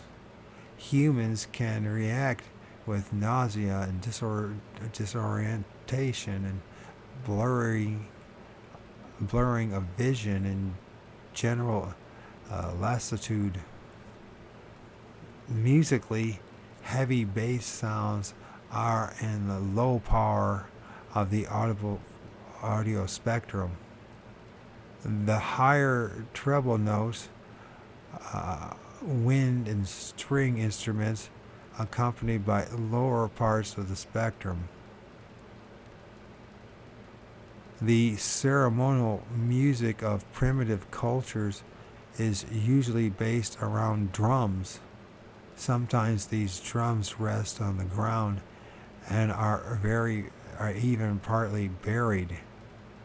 These vibrations are very low, approaching the infrasonic, and they have an almost hypnotic effect on the celebrants. Another kind of tribal music, hard rock, also relies heavily on bass notes and, of course, has a well-observed effect on the listeners. Music has always been a mode of communication with the gods. A rough approximation of the sound spectrum appears in Figure 5. The audio spectrum, there's this here. It's Figure 5, the audio spectrum. It has infrasonic, bass, treble, ultrasonic. And then infrasonic to bass, 16 cycles, and then ultrasonics of 20,000 cycles. Because audio spectrum plays an important role in paranormal events, we include it vertically in our EM spectrum chart, Figure 6. The electromagnetic spectrum and audio spectrum. And then it says here, ultrasonic, treble, 0 hertz, 100 hertz, 1000 hertz, bass, infrasonic, very low frequency ELF.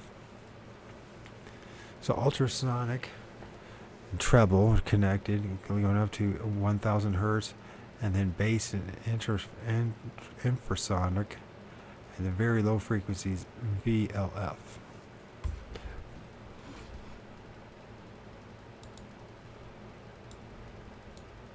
A loudspeaker consists of a paper cone which is vibrated by a magnet. The earpiece on your telephone receiver contains a metal disc or diaphragm that is also vibrated by a magnet. When the diaphragm vibrates, it moves the air pressing against it.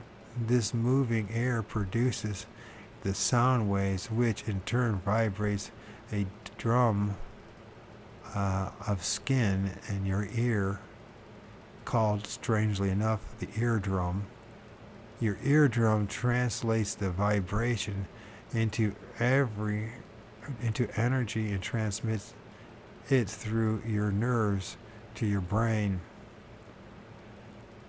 Moses' Ark could have been made to vibrate not only in the audible spectrum, but in the infrasonic and ultrasonic ranges as well.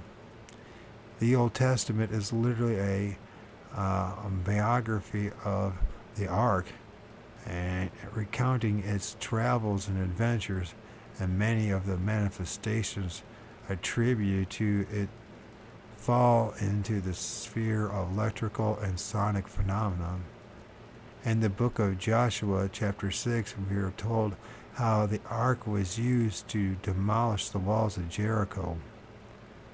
For 7 days, the Israelites circled the walled city carrying the golden ark suspended from poles. 7 priests bearing trumpets made of ram horns preceded it, periodically blowing the instruments in unison. The phenomenon has always indulged in misdirection, creating a false explanation for its manifestation. Various engineers have speculated that the blast from the ram horns and the shouts of the attackers caused the walls of Jericho to come tumbling down. If so, those walls must have been very flimsy. It is more likely that each time the priests sounded their horns, the hollow ark reverberated and sent out an inaudible infrasonic pulse, which weakened the walls. The walls were subjected to this treatment for 6 days. By the 7th day, they may have been so fractured that a stiff wind could have blown them over. On the final day, the priests gave a long blast of their horns, while all the attackers shouted at the top of their lungs, and the walls fell down flat. Then unknown science, the then unknown science of sonics destroyed Jericho. A woman in Gaffney, South Carolina, was plagued by eerie hums and strange mechanical sounds in the mid-1960s. She complained to the local police that someone was digging tunnels under her house, but a thorough investigation yielded nothing. Another woman living in Belmore, New York, protested that her home was haunted with buzzing of humming sounds that caused her to break out in a rash. The sounds were sometimes accompanied by the odor of a noxious gas. Investigators heard the sounds but could not account for them. In Antarctica, the tiny group of scientists living there reported hearing the sounds of heavy machinery far out on the snowy plains. During my own investigations into the mountains of northern New Jersey, I wandered uncomfortably through old caves half filled with water after local residents had told me of hearing the sounds of pulsing machines. Further north, people living in the Catskills Mountains told Dr. Berthold Schwartz of hearing sourceless mechanical sounds at the height of the 1966 UFO wave. We have, in fact, hundreds of reports from all over the world describing mysterious engine noises and buzzes and hums and hisses and musical bell-like sounds coming from unseen sources. A sound like the dirge of great pipe organs has been heard infrequently in Yellowstone Park for hundreds of years. Lakes from New York's Finger Lake region to Africa are occasionally haunted by thunderous explosions like cannon shots. To the UFO cultists, these sounds are supposed to be coming from a marvelous spaceship of mysterious extraterrestrial travelers. Another group, and it is a large group, sees these things as evidence of the existence of Deros, detrimental robots who live in the bowels of the earth and are up to no good. The aurora borealis is sometimes accompanied by buzzing and crackling sounds, probably electrical in origin, like the buzzing created by radar waves. And some of these sounds are undoubtedly produced by pockets of high-frequency waves, which not only set up vibrations but also charge the air with ozone and nitrogen dioxide and acrid gas that could produce such effects as those observed in Belmore. In May 1973, there was a rash of UFO sightings around the country. Several people around Woodstock, New York, where my mountain hideaway is located, reported seeing luminous green cones hovering in the night sky. Every night at 6 p.m., my television set would hiss and crackle, and the New York station I was watching would dissolve into another image. The call letters of 2 stations in Miami, Florida, over 1,000 miles away, flashed on my screen. When I stepped outside at night, I noticed a brilliant display of colored rays in the north. It was obvious that some very peculiar magnetic phenomena was aboard that was abroad.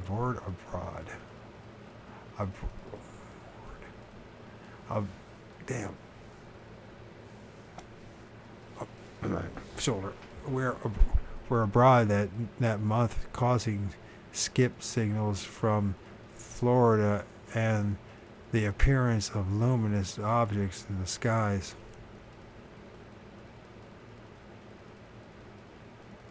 The Earth's magnetic field is probably the culprit in many cases of seemingly inexplicable phenomena. Our planet is pockmarked with magnetic anomalies and aberrations. In many places, a compass will not point north at all. The needle will even swing in a continuous circle. Sea charters carefully mark those places where compasses are unreliable. In the 1950s, specially equipped planes of the U.S. Geological Survey made geometric maps of a large part of the country, pinpointing all the anomalies and aberrations. Interestingly, many of the most spectacular UFO events of the past decade have centered around these anomalies. Ancient priests and builders must have known about the Earth's magnetism and its strange fluctuations, and they located their temples, mounds, and pyramids in the dead center of magnetic anomalies, and they laid out long, arrow straight tracks or lays between these magnetic points. Until Marco Polo's adventurer's journey, China was isolated from the Western world. There was no communication between the ancient China and ancient Britain. Yet both of these countries maintain identical legends of the great dragons. Both charted the appearance of fiery aerial objects, and both laid out markings the paths of those objects. In China, they were known as dragon paths and were a part of the complex yin and yang concept. The Chinese believed that magnetic currents or fields of force pursued specific lines. If your house straddled on these lines, you were considered very fortunate. Rich and powerful people made it a point to be buried on such a line. Back in the 1950s, France's leading ufologist, Ami Michel, discovered that UFOs followed specific routes over France. Others, such as the late Dr. O.T. Fortes of Brazil, extended this discovery and tried to calculate a worldwide UFO route. I tried to formulate the UFO routes with the abundant 1966 data, but I found that most UFO sightings could only be traced for about 200 miles. The sightings seemed to fall into a circular pattern radiating outward from the magnetic anomaly. It was possible to check the passage of a single object from point to point within the 200-mile boundary, but it simply vanished when it reached that limit. I termed these circles windows in the Ohio and Mississippi valleys. Then windows were often centered around the Indian mounds, an ancient archaeological site, or an ancient ancient archaeological site. Perhaps the early mound builders had made observations similar to those of the Chinese and built their monuments along the UFO flight paths. Knowledge of the Earth's magnetic fields of force may have been universal in ancient times and considered so important to the human condition that men spent years of their lives in hard labor charting those fields and erecting huge monuments along them. Two British authors, John Mitchell and F.W. Holliday, I guess it's Mitchell, that's right, without the T, have systematically examined the ley systems of Great Britain and researched all the historical data. Holliday discovered that many of England's great churches and monuments, such as Stonehenge, were carefully aligned to some magnetic system and linked with the leys. Since it was a common practice, and still is, to erect new churches on sites of ancient temples, we have managed to preserve the ancient systems even when we didn't know such systems existed. Magnetism is measured in units called gausses, is that how you pronounce it? Let's make sure I'm pronouncing that right.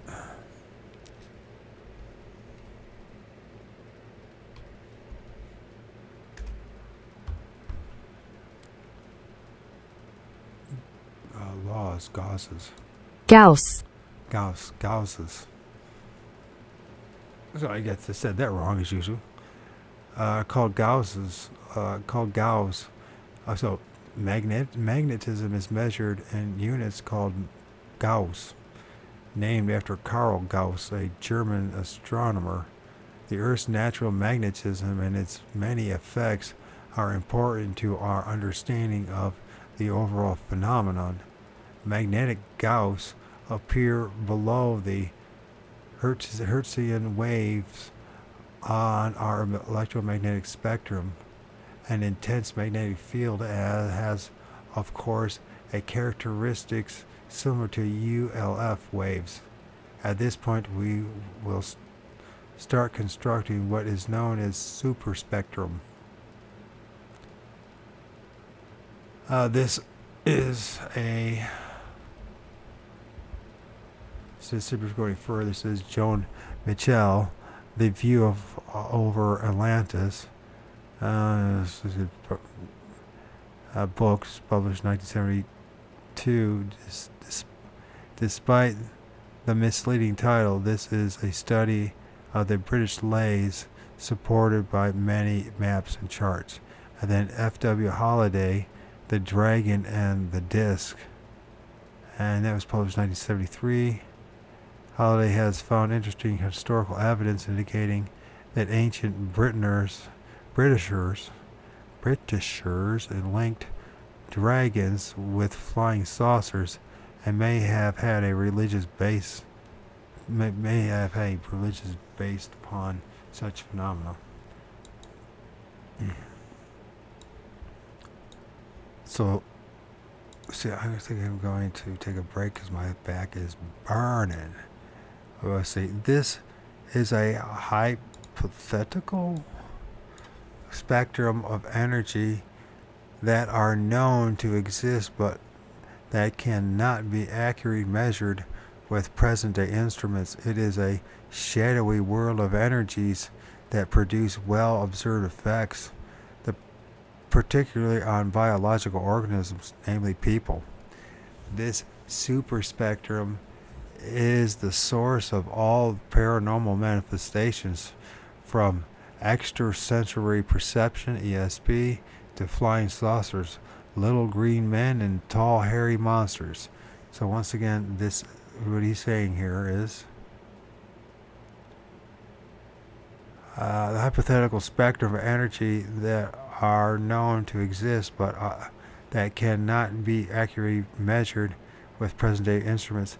It is a shadowy world of energies that produce well-observed effects, particularly on biological organisms, namely people. The superspectrum is the source of all paranormal manifestations such as ESP, flying saucers, little green men, and tall hairy monsters, aka Bigfoot. It is hard to pin down scientifically because it is extra-dimensional, meaning that it exists outside of our own space-time continuum, yet influences everything within our reality. On the edge of the superspectrum, we have the force called gravity. Gravity is a most peculiar business we know exists. We know that when astronauts leaving the planet, they also leave the field of our gravity, but we cannot define gravity precisely, and we cannot measure it. It has been described as an intergalactic glue holding the universe together.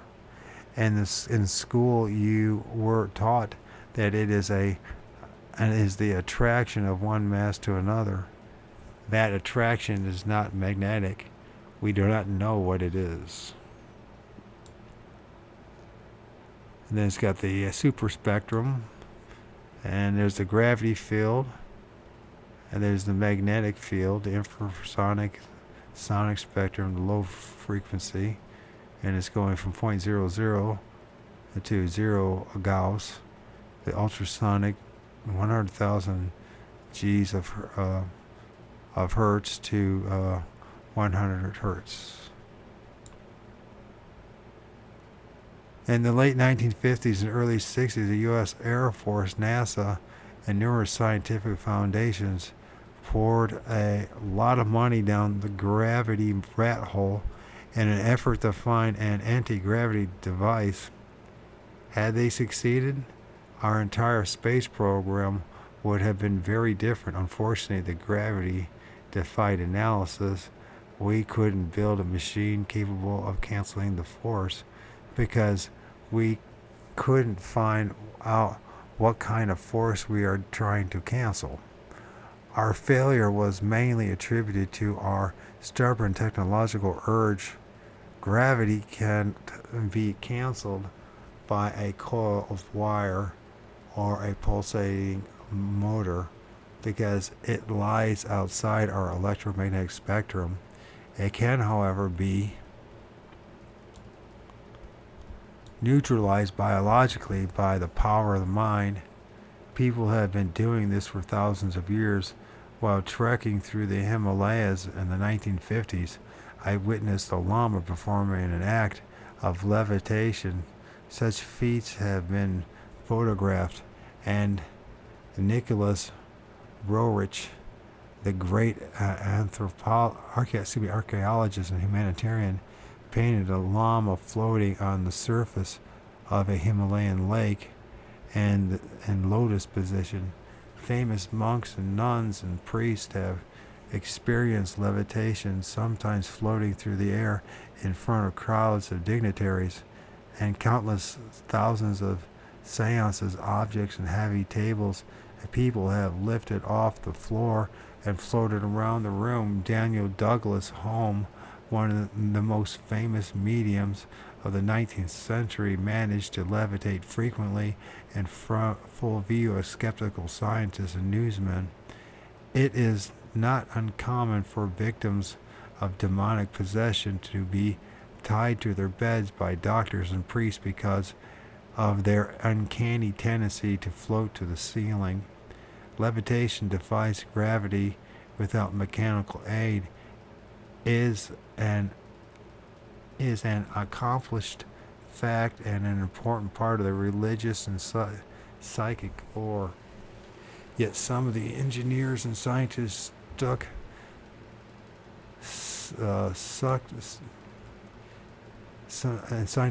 into the UFO controversy cling to the belief that flying saucers operate on some technological anti-gravity principle. For the truth seems to be that gravity is a condition of our environment, our reality, and the so-called law of gravity may not exist in the extra-dimensional realm we are exploring here. Since gravity can be nullified by people who merely will themselves aloft, there must be a subtle biological link between this force and ourselves. I don't know. The super spectrum is made up of biological energies with gravity at the bottom of the scale. Beyond gravity, there are other biological forces that produce all psychic and occult manifestations. Members of the Institute of Electrical and Electronic Engineers, the IEEE, have been studying and trying to test these super forces for years. They have found a weird natural phenomenon called black streams. These are harmful earth rays that affect chicken farmers by making chickens sickly and raise all kinds of havoc. We find that wires and cables and iron drains passing over a black stream will carry the trouble along their length. A British engineer noted in 1969, other investigators have found that people living in the houses built directly over these black streams have an unusual high rate of cancer. I don't know if it's true or not. They look into black streams. I haven't heard of this outside of this book, Black Streams. There's a lot of things out there that I don't know. It's just an endless. It's obviously the person that got this book and put it up here on archive.com is thinking something similar. What the heck is he talking about?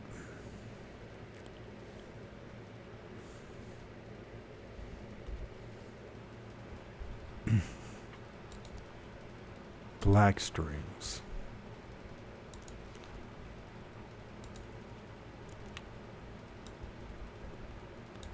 Closely allied with the black streams phenomena is the ancient and honorable art of dowsing. Finding underground water by walking back and forth across the field with a forked stick. About 1% About 1 person in 7 has the ability to do this. In Vietnam, the U.S. Marine Corps used dowsers to locate the enemy's underground tunnels and buried supplies. Dowsing definitely seems dependent on some biological force. The fork sticks acts as an antenna, and the person holding it is a kind of biological radio receiver. Flowing water somehow generates an energy field that cannot be picked up by a mechanical instrument, but can be sensed by the human receiver, or conversely, the human is radiating an energy that responds to alien forces below the ground. We still don't have an accepted name for these forces, but the dowsing ability is clearly connected with psychic ability and ESP. People can receive and transmit thoughts to other people, and this is an ability that has been proven in thousands of laboratory tests. Often make excellent dowsers. Many famous dowsers also have unique psychic talents. Some don't have to walk in a field. They are so psychic they just hold their stick over a map and it dips down at the spot where the water can be found. And then it says here, figure 8, the super spectrum. And it .000050, the extrasensory processor ESP, dowsing a field at .00040, black stream at .0003, gravity field .0, magnetic field 0 Gauss. In 1939, Dr. I. Rabbi of Columbia University observed atoms can act like little radio transmitters broadcasting on ultra-short waves. Man himself, as well as all kinds of supposedly inert matter, can constantly emit rays. This existence of such rays coming from man and all living things, and probably from the inanimate, has been suspected by a few scientists for many years. We no longer merely suspect, we know. So, anyways, the back is burning, and okay, chapter 8. Just a reminder, The Eighth Tower by John Keel. In my early teens, I found that I could sometimes sense what other people were thinking. I assumed that everyone had this ability. Eventually, of course, I learned that only a small percentage of the population have minds tuned to the super spectrum. Soon after I returned to the U.S. from my global wanderings in 1957, I received a phone call from an articulate middle-aged man who said he was a scientist working on a government ESP project in Pensacola, Florida. He wanted me to travel to Pensacola at my own expense and submit to a series of tests. I didn't go. I have never heard a thing about the supposed project. Later, however, I did volunteer for a long series of tests at a parapsychology laboratory in New York, headed by Dr. Carl Oasis. I want to say Oasis, but it's Oasis. One of the superstars in psychological research.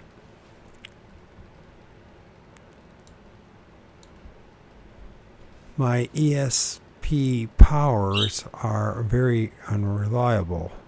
Like the girl with something extra in the TV series, I find I can read some people all the time, some part of the time, and some none of the time.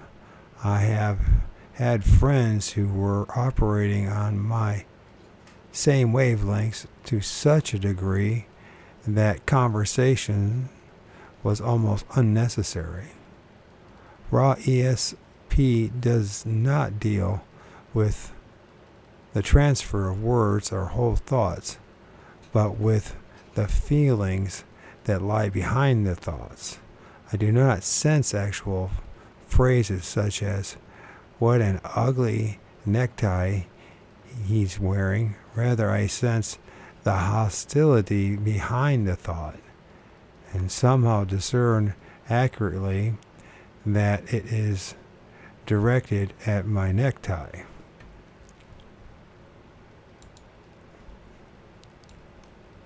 It's interesting.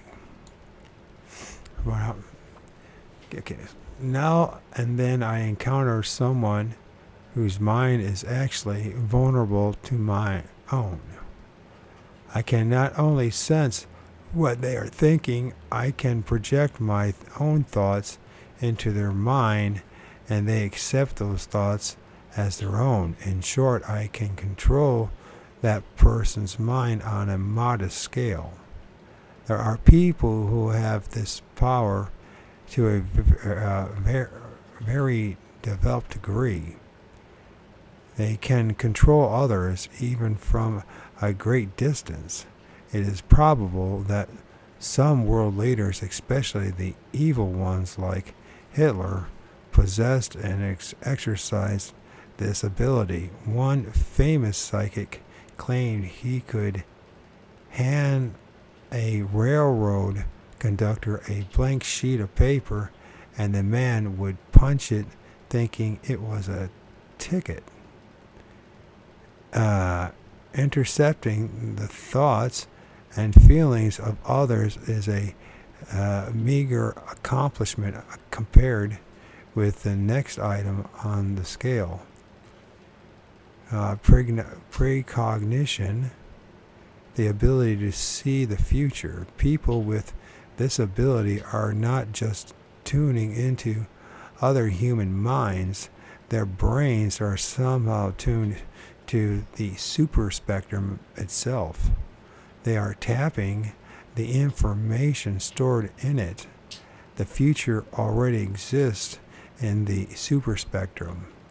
The easiest analogy of this phenomenon is to compare the super spectrum with a boy with a microscope.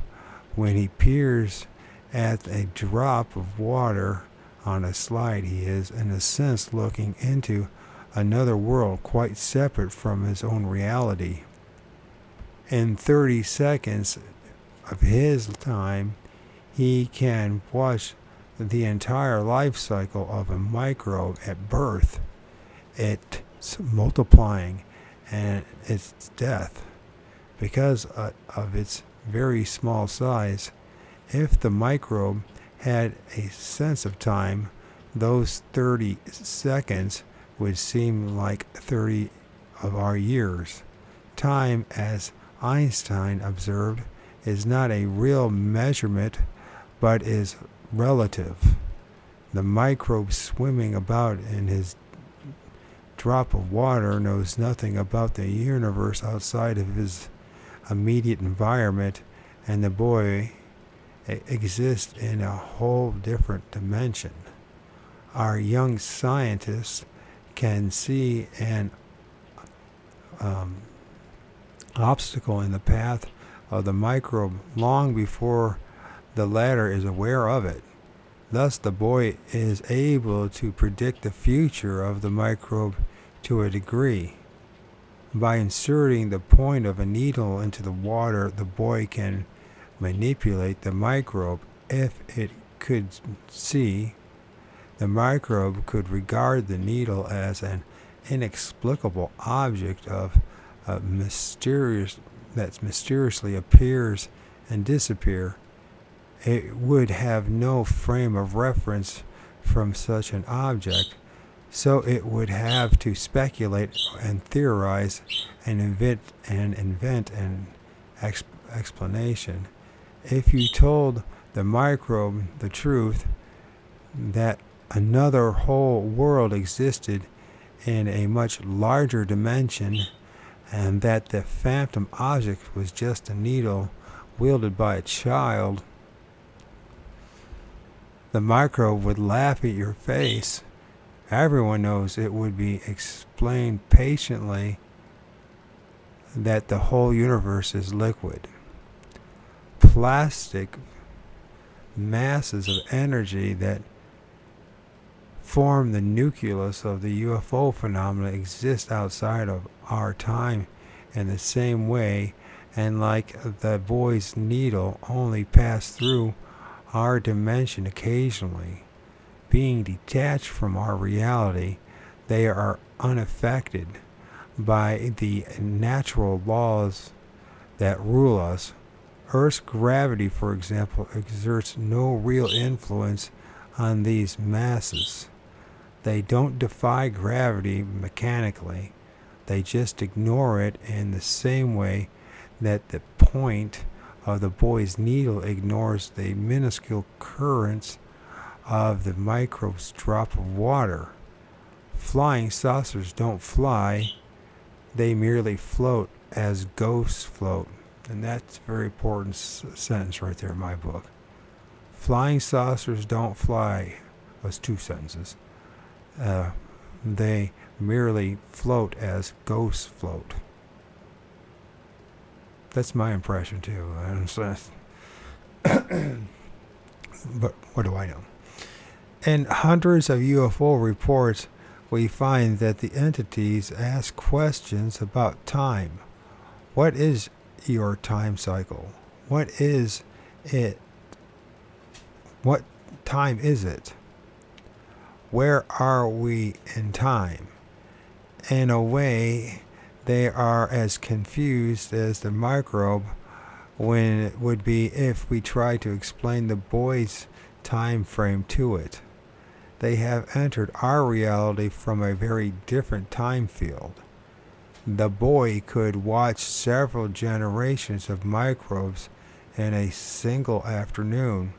Perhaps the UFO energies can also span many human generations and move as easily from our past to our future as the boy's needle.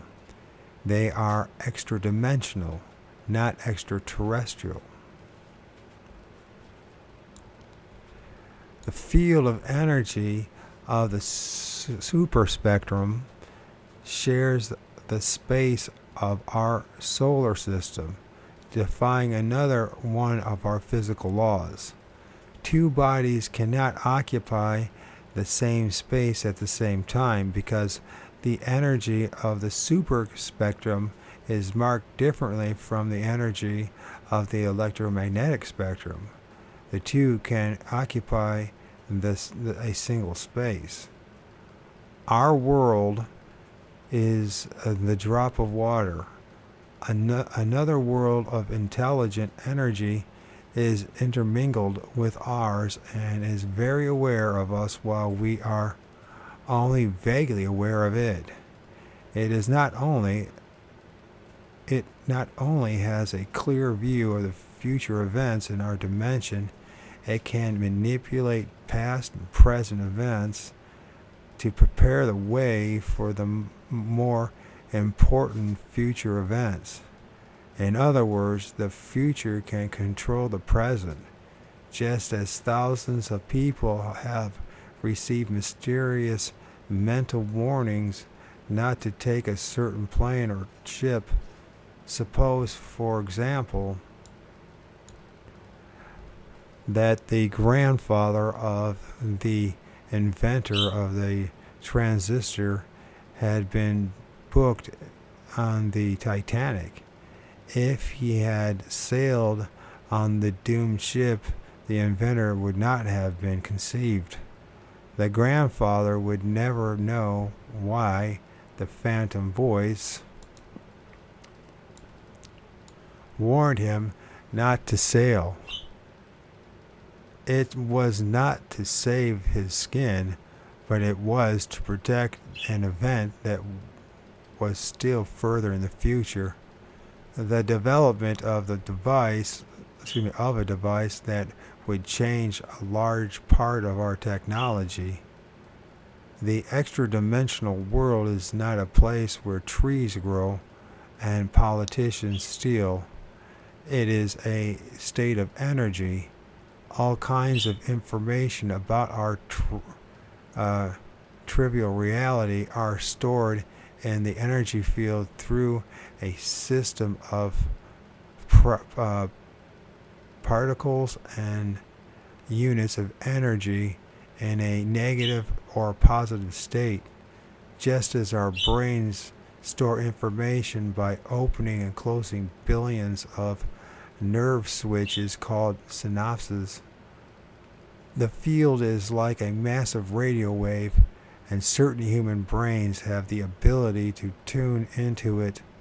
Some of these brains are adjusted to the frequency of the bank of future data, so they receive glimpses of the future in sudden thoughts and visions, images of the conscious mind, dreams, images of the unconscious mind, or a combination of all three.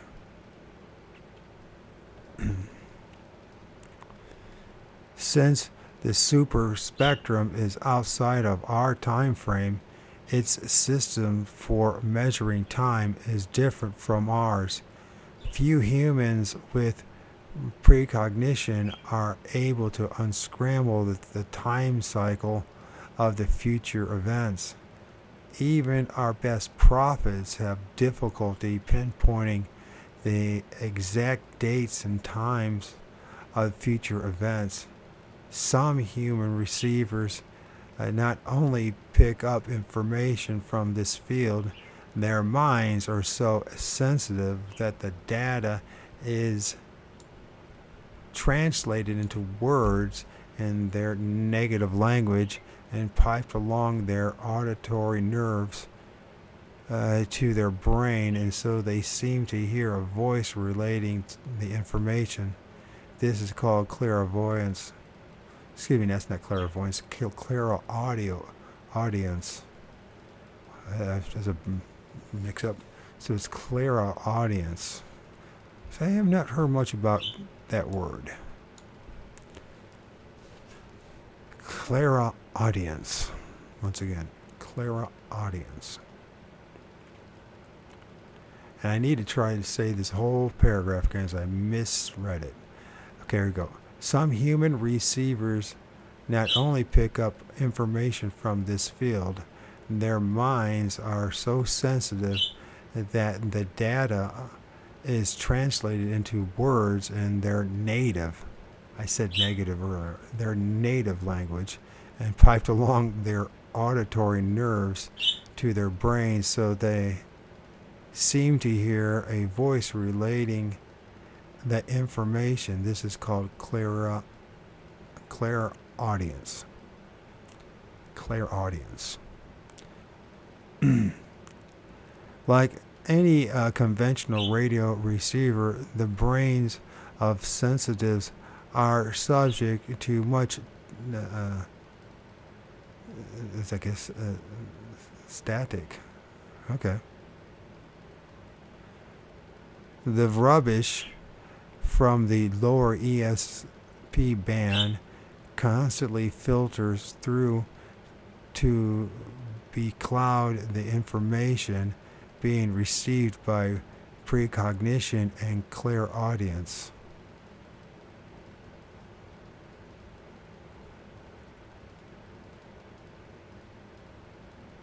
Did I even say that right?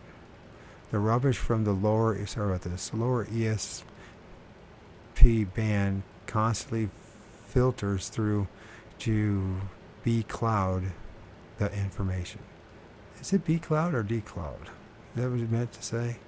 Anyway, it says becloud. Well, first of all, is there even such a word as becloud? Might as well find out. Is there such a word as becloud? Never heard anybody use that word before. But then again, doesn't mean anything just because I never heard of it.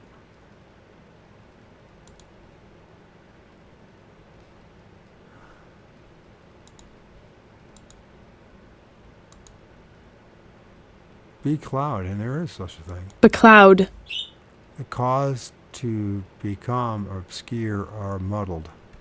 Well, that's a fancy word that I haven't. Becloud. Can you say beclouded? I guess. To cover or surround with clouds. Sometimes I wonder if I'm beclouded all my life. Everything's a damn struggle. Anyways, where was that with all this?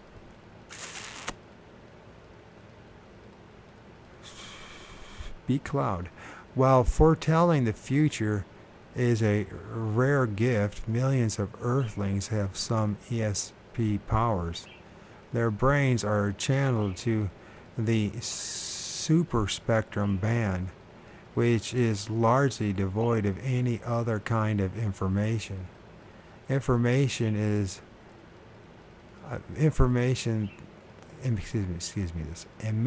this as a CB, citizen band radio frequency flooded with the chatter of children using toy walkie-talkies, taxicab dispatchers, and housewives chatting with their neighbors on CB sets. It is a mess, and if you tune into it with a powerful receiver, you will pick up a torrent of nonsense and jabberwocky. The ESP band of the super spectrum is just as cluttered. Interesting. I have to take, yes. Then, too, the capricious human mind throws up a smokescreen of its own.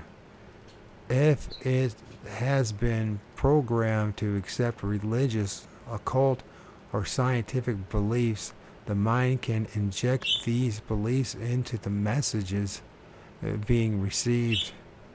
But the receiver thinks he or she is hearing directly from God. The late Aunt Clara, or Ashtar, the big cheese in the great intergalactic federation, the bodiless voice will even assume the chosen identity. Thousands of years ago, men figured out that the spirits who came through the seances were imposters and poseurs. I think that's the truth. I wonder, I hear about people talking about tricking what he calls the super spectrum as well. Looking at more of that. Something tells me to just go. People heard about the book, The Secret, and that. Not necessarily saying to follow what The Secret has to say, but it seems that not only do we trick ourselves, but we can trick this what we call God. Anyways, I should get on to reading. The static from the ESP band creates mischievous, sometimes even evil patterns, because the majority of all human minds are preoccupied with greed, ego, and lust. If the clairvoyant's mind is tuned more to the lower ESP scale than the higher data bank circuit, a large part of the information that comes through will be colored by the thought processes of the billions of minds groveling in everyday trivia. While all these minds may not be able to read each other, they are all broadcasting on the super spectrum, and that great energy field is blindly recording all the worthless material. A clairvoyant has to be able to tune to desired parts of the super spectrum selectively, and not too many are able to do this successfully. So seances and even scientific experiments in the parapsychology are cluttered with all kinds of garbage. Adjoining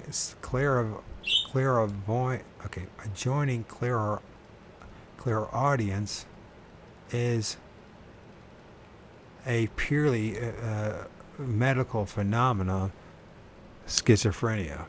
Schizophrenia.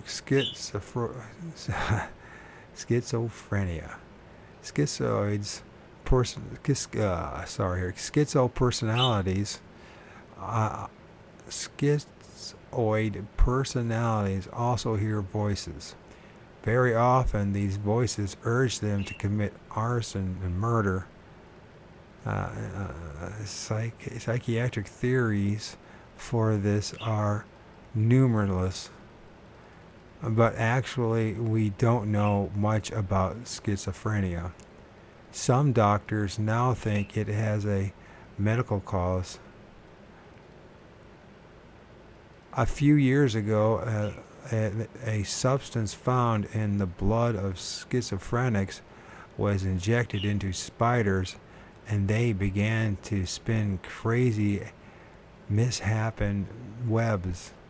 Others have found that some schizophrenics respond to massive doses of vitamins, but the disease is still regarded as incurable. Like the clairvoyant, the schizophrenic clothes his voices with an identity. He thinks he is talking with a saint, a great personage of the past, or a Martian from outer space. In some cases, the unconscious mind seems to take over the conscious mind, and all the victims' repressed fears and hostilities surface in overt action. But it is possible that some schizoids are tuning into the jumble of rubbish that fills the ESP span, the ESP band. They are sorting out thoughts that represent their own attitudes and beliefs. Clairvoyants do not lose control of their own personalities, but schizoids types do. In many ways, schizophrenia is a kind of mediumship gone awry, or array, depending, this just probably is, or awry, what the hell. The mediumship is the next point on the super spectrum. A medium is a person who surrenders his or her body to the cosmic energies. A medium lapses into a state of unconsciousness. The pulse slows, the body temperature goes down, the trance state is close to death. While he's in this appalling condition, another consciousness occupies his body. A voice completely different from the medium's own will emerge from his vocal cords. Sitters can conduct conversations with this intruder. It usually assumes a familiar identity, that of a known deceased person or an Indian guide. The flying saucer lore really developed in 1946 through 47, when a medium named Mark Porbert pronounced the consciousness of a UFO pilot and spelled out the seekers of outer space to Dr. Meade Lane and others. And of course, nearly all our information about heaven and hell and their vagaries of death have been pronounced in this fashion. Seances can turn into hilarious games with multiple entities vying for control of the medium. Good guys and bad guys show up on the other on that other plane, and silly information is laced with astonishingly accurate declarations. Usually the medium's body remains completely inert throughout the performance, but there have been instances in which the possessing force took control of the medium's facial muscles, and the sitter felt they were talking directly to some supernatural entity. Spiritualism enjoyed great popularity towards the end of the last century. Materializations became quite common. The entranced medium would suddenly produce a quantity of luminous material called ectoplasm, or in many cases, an actual entity in human form would slowly take shape in front of their eyes, of the eyes of the amazed sitters. In recent years, seances seance materializations have become a rarity. Countless cults and religions have always tended to separate and isolate these phenomena, but as you can see, each is inexorably linked with the other. All are based upon human perceptive equipment. The degree of sophistication of that equipment is one important key. A brain tuned to only a small part of the superspectrum is just as blind as an eye tuned to only one part of the visible irradiation of the electromagnetic spectrum. A brain that ranges untuned over a broad section of the superspectrum is going to pick up nothing but confusion and cosmic trash. A brain that has been programmed to the ideas of a singular belief or frame of reference is going to color and distort anything it receives. A person who is colorblind may think the whole world is gray, and to him it is. The best-selling book and a hit movie have made millions aware of an age-old phenomenon of demonic possession. Yet possession is nothing more than an overt, involuntary version of mediumship. The victim's body and consciousness are temporarily controlled by exterior intelligence. If the victim and those who investigate his case and try to heal him believe in the devil, then the controlling force assumes that identity. The same thing happens in UFOlogy with the entity claiming to be a spaceman. I'm embarrassed now when I recall how I stood in dark fields with contactees who suddenly began talking in a deep baritone, declaring themselves to be from outer space. No matter how devious and complicated the questions I asked, they always had a quick and reasonable answer. They seemed to know everything about everything, just as the demons in religious cases of possession knew the most minute details about the lives of their exorcists, or as the spirits speaking through the months of trance mediums know where your Uncle George hid his valuable golden watch. I soon learned that this intelligence was also emotionally unstrung, childlike, and even stupid. Battling this force is like battling a reel of tape in a computer. Unless it is following a carefully programmed procedure, it is discombobulated. There are clear-cut rules to the games it plays. You have to abide by those rules. Demonic possession is just a game perfected by countless believers across the centuries. Spiritualism is another, and of course, the outer space game is the latest development and currently the most important. So the big question is how to avoid all this. Because the mindfucker is going to happen to each and every one of us, so we don't fear. And does, right? For the most part, one way or the other.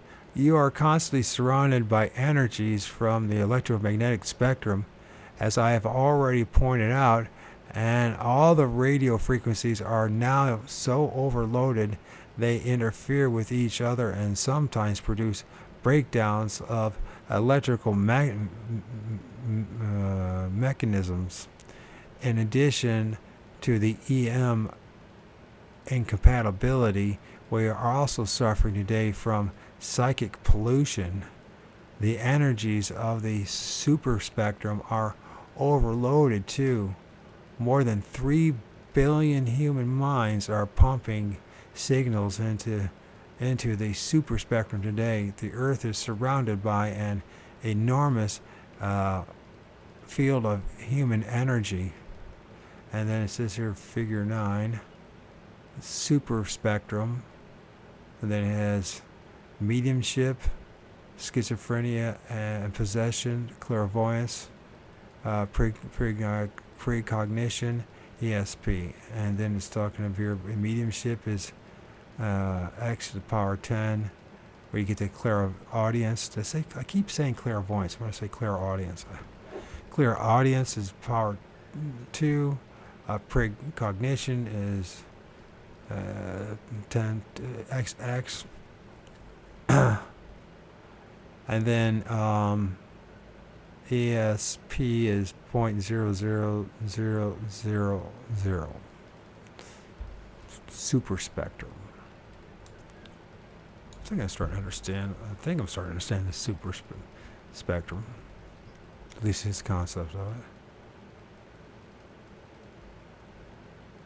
Okay, so the greater proportion of this energy is negative, the byproduct of thoughts concerned with hate, prejudice, fear, and greed, just as negative energies in the EM spectrum can produce a feedback or blow out a transformer. The negative energies of the super spectrum can and do generate all kinds of feedback.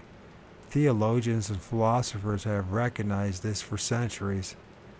And so most religions have placed an emphasis on love, the strongest of human emotions, and the need for thinking pure, positive thoughts. But without scientific understanding of the overall phenomenon, such efforts are doomed to failure. Love becomes a negative force. The rise of the Jesus freaks and many of the other cults currently extant demonstrates this negative love. The followers of these cults enter a state of possession surrounding their bodies and their lives to an emotion as ruthless and destructive to the individual as the emotions of hate and anger that swallow up the victims of demonic possession. Both are cosmic systems for robotizing humans. Witchcraft, black magic, and even more esoteric secret orders all provide systems for trying to control elements of the super spectrum.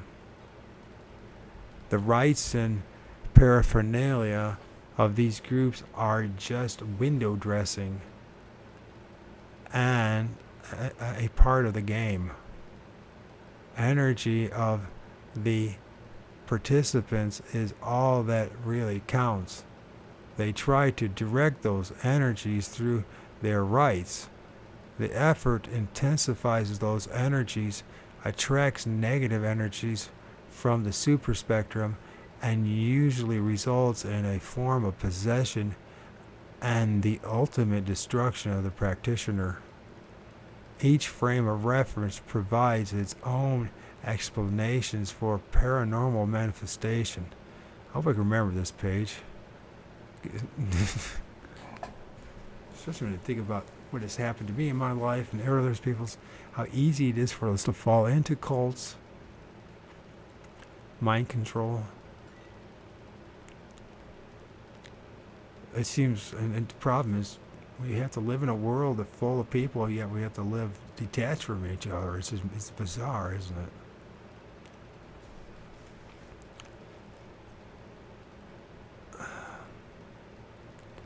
Each frame of reference provides its own explanations for paranormal manifestations.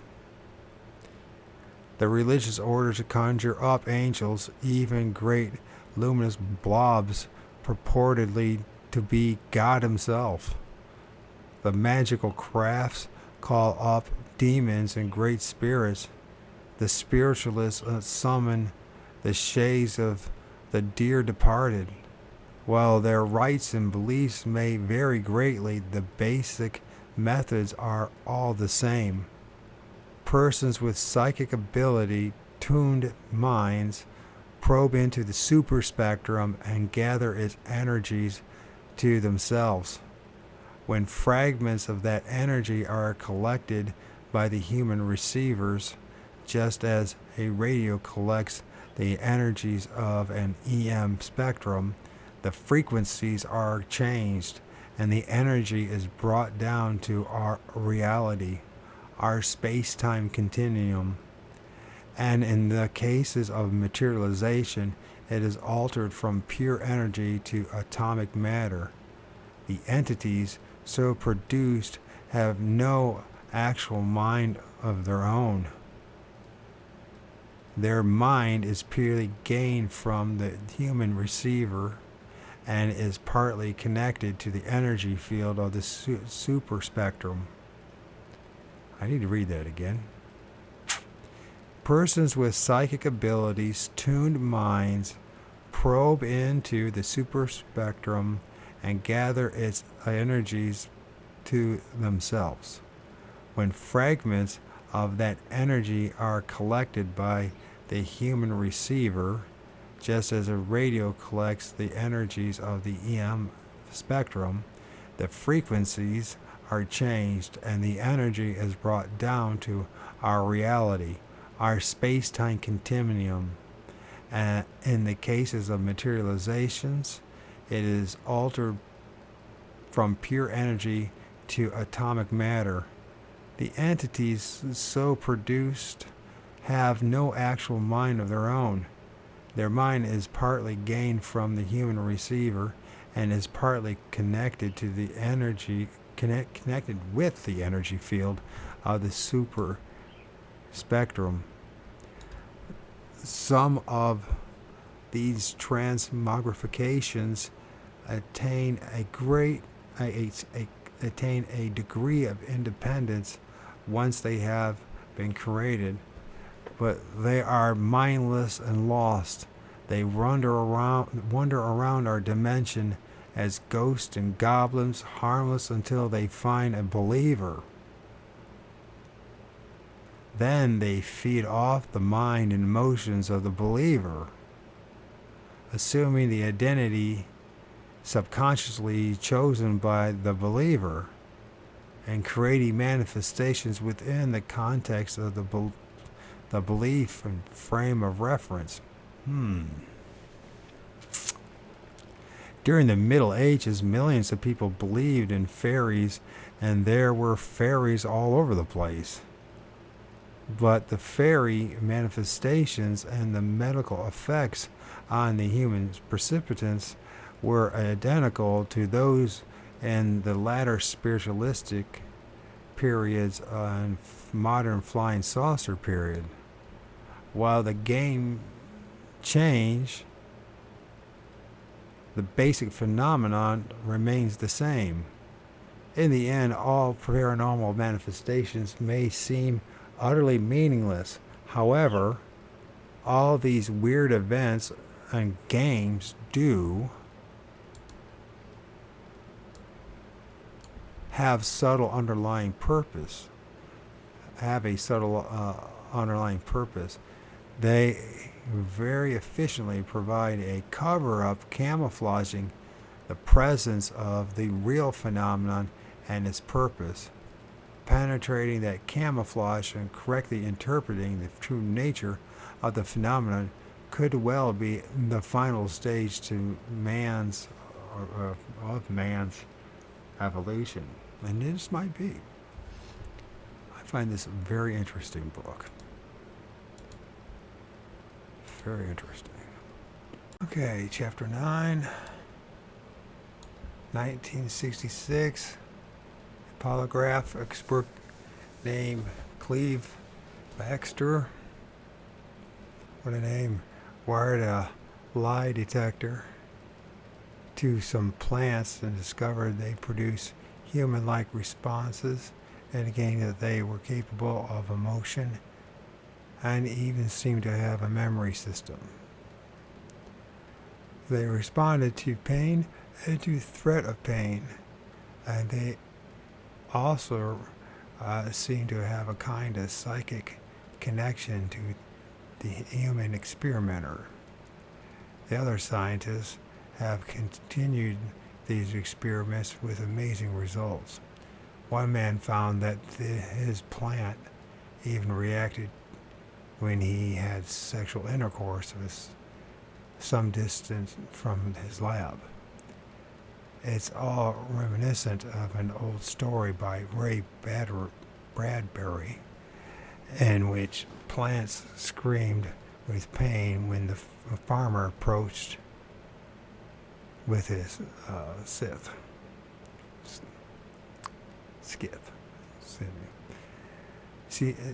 Semyon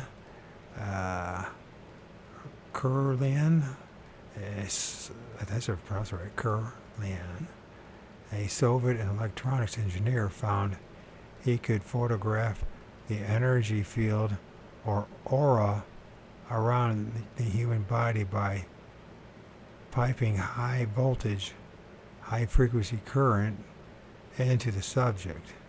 Today, Kirklian photography is an important parapsychological tool. Kirklian photos of the human body have demonstrated that the ancient Chinese, the medical art of acupuncture, suppressing pain by inserting needles into certain parts of the body, is based upon a precise knowledge of the aura or energy field. We have been learning some surprising things about these biological energy fields. All living things and some inorganic things, such as flowing water, radiate energy in the super spectrum range. What's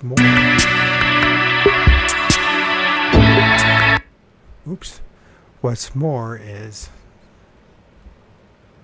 Brown Dwarf is going to be doing something live, I guess. What's more, there is a constant exchange of energy between organisms and the organisms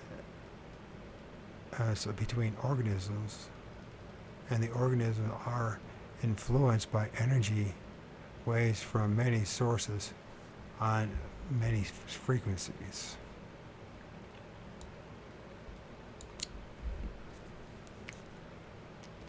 A cloud of these energy waves engulfs the Earth, and the process of energy exchange is undoubtedly cosmic.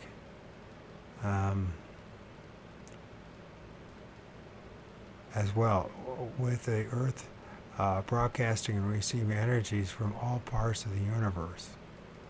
The flow and pulse of the Earth's natural magnetic field influences this cloud of biological energy, just as they affect the weather. Paranormal manifestations that tend to occur in areas where magnetic deviations occur during magnetic storms.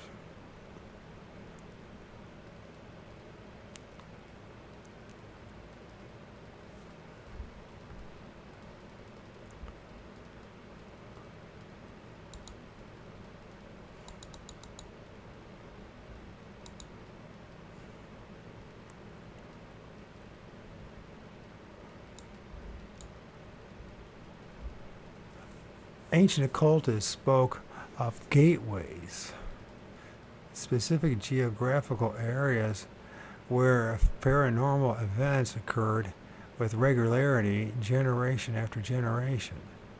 The lays and dragon tracks of yesterday apparently delineated these magnetic fields of force. Modern UFO events follow them, as do certain religious events.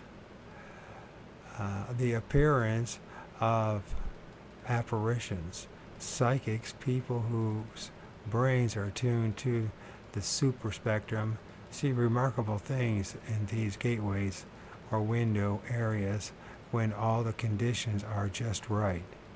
In a speech in London in 1969, no less than authority than RAF Air Marshal Sir Victor Goddard stated that he had reason to believe that when non-psychic people stood within the range of the psychic aura, they could also perceive UFOs and entities that would normally be invisible to them.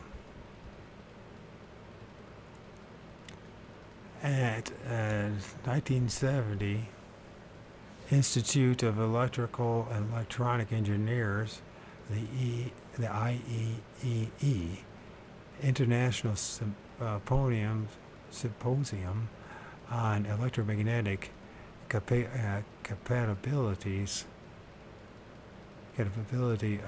in Anaheim, California, Roxford Daniels, president of Interference Consultants, etc., Inc., I should say, stated that these energies have many names, such as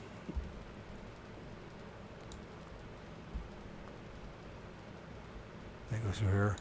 A second force of gravity, gravitations,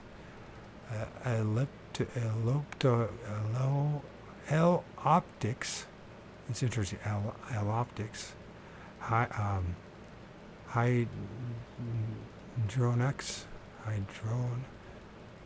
hydronics. Huh. So elliptics or elliptics. It's not elliptics. It's elliptics. Elliptics, hydronics, dowsing, radionics,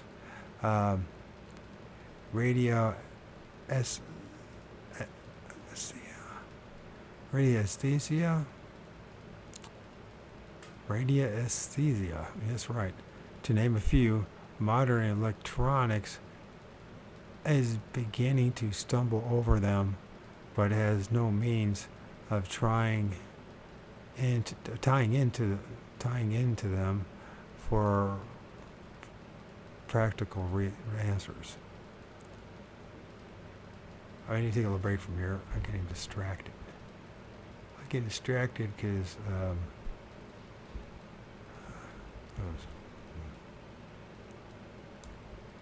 everyone decided to show up.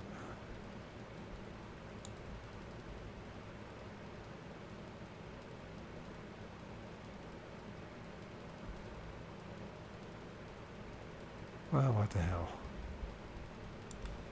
I'll show you what I'm being distracted about. So it's Brown Dwarf, and he's got this red light here that he's filming.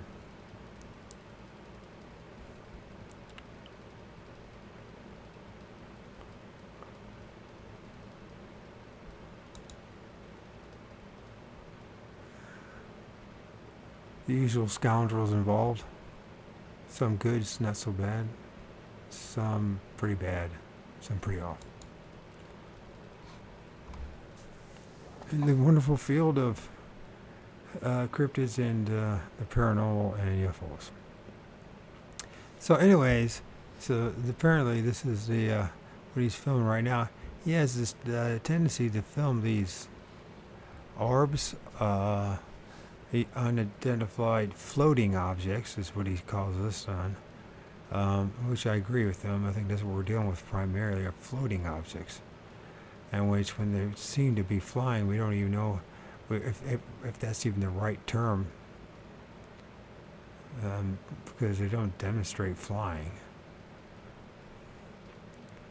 Just because they zip across the sky, apparently, that doesn't mean that they're actually zipping across the sky. They could be vanishing before our eyes. And you try to tell people that, and they're so dogmatic, they're just as bad as Christians or religious folks. So it's very few people really want to know the truth much of anything. So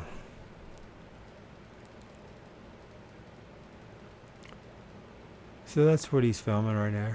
And it's got some pretty interesting stuff. So you can see here the electromagnetic the visible part of the electromagnetic spectrum. You can see the pulsating that's going on there between violet, ultraviolet to infrared, you know, and everything in between. You see purple hues in it. You can see blue hues in it, pinks, and so, and it's just pulsating like that. Like it's like I don't even know if they're using the right word, pulsating. It appears to be pulsating, at least, but I don't know if it's really even that's what's happening.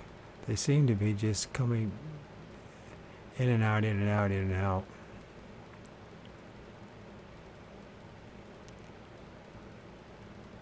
He's got just a few white ones he's filming. He's got multiple ones there now. They're not stars. That's an artifact from his lens. Did he lose them? Oh, there he is. And so the thing is, why are they always so distant? Or why do they appear always so distant? Now it appears like it's over the ridge there, the hill. I mean, there's multiple houses. I mean, that's quite a distance away. It's got at least a mile away, right? Why not closer? To us, to the observer. And if it's emitting radiation, damaging radiation, and then what does that mean? It's not emitting damaging radiation to the residents that are living below that ball? Now, are they hearing the whining, the whizzing, and all that over there? And I doubt that he's hearing it. I got it muted right now.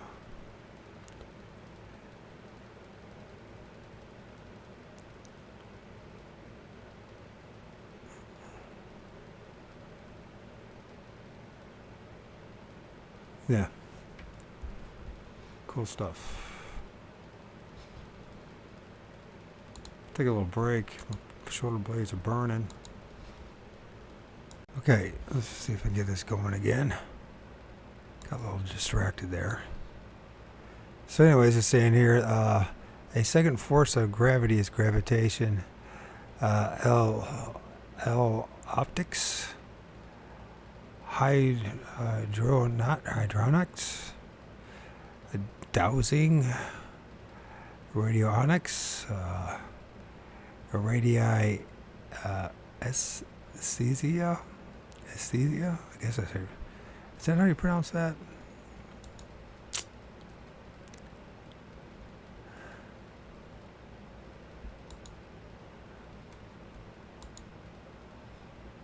Let's see how you pronounce that.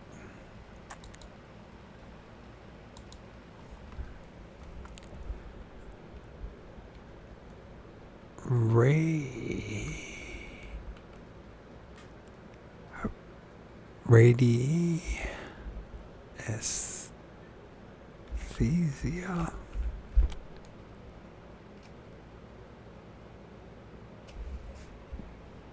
Then we'll find out what it means.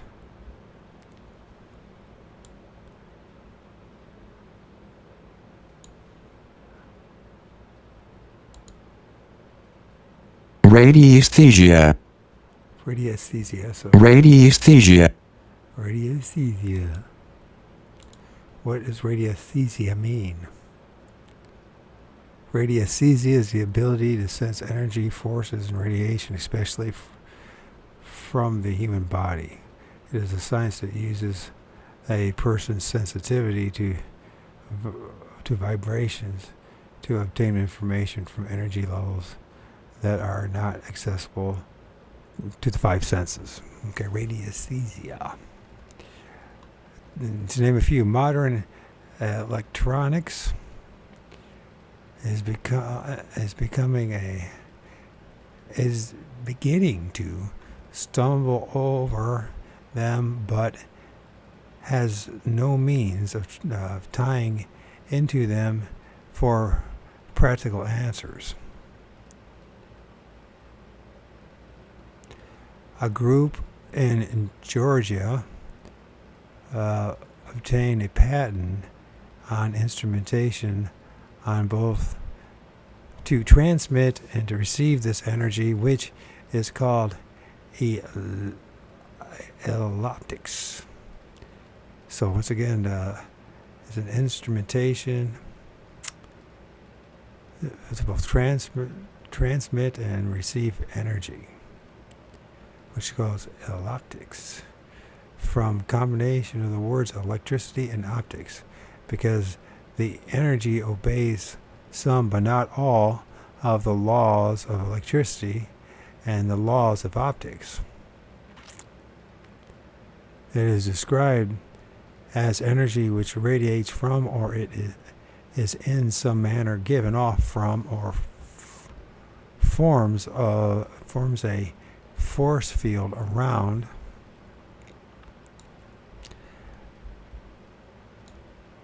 in our material world under normal conditions, at ordinary room temperature, or without any treatment of any kind.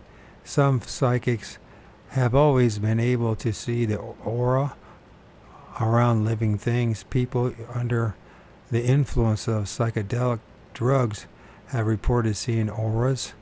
Acupuncture has probably developed originally by gifted aura watchers. Extrasensory perception is unquestionably the result of human minds tuning into the super spectrum and riding these high frequency waves.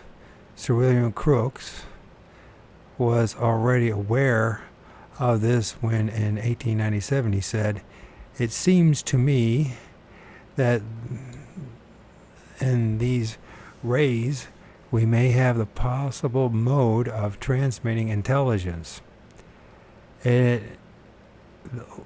Let it be conceived that the brain contains a center which uses these rays as vocal cords, uses sound vibrations and sends them out with the velocity of light to impinge on the receiving ganglions around of another brain. Receiving ganglions. Let's see what that means. No point in pretending to know something if you don't. Doesn't really matter what anybody else thinks of you. What matters is, do you know what the heck you're saying? There are multiple matches for ganglion, including mass nerve tissue assist. Ganglion is a mass of nerve tissue. A ganglion. Receiving ganglion of another brain. Okay. Well, we've become enthralled with minor manifestations of this force, such as Uri Geller's a bizarre ability to bend keys without touching them. Soviet, some people say it's a fraud, I don't know. Who the hell knows? I won't believe it until I see it myself. So, Soviet scientists have been conducting elaborate methodological experiments. They have found, for example, that talented psychics locked into Faraday cages, a screen that blocks out all radio waves, can still receive and transmit ESP messages. Some tests have found that the waves of the super spectrum exceed the speed of light, despite Einstein's contention that this would be impossible. Radio waves travel with the speed of light. It says here to 160,000 miles per second. I don't know if that's, who knows, to say so. So there is a slight time lag when they are broadcast over a great distance. But ESP waves seem to travel instantaneously from brain to brain, no matter how great the distance involved.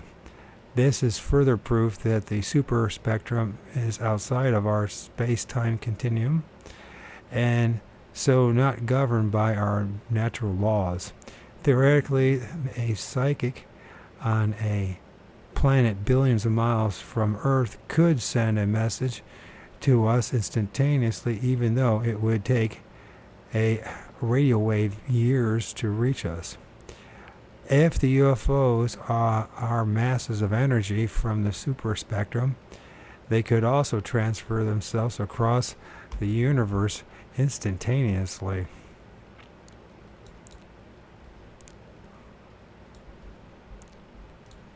Making trips that would take our primitive rockets hundreds of years.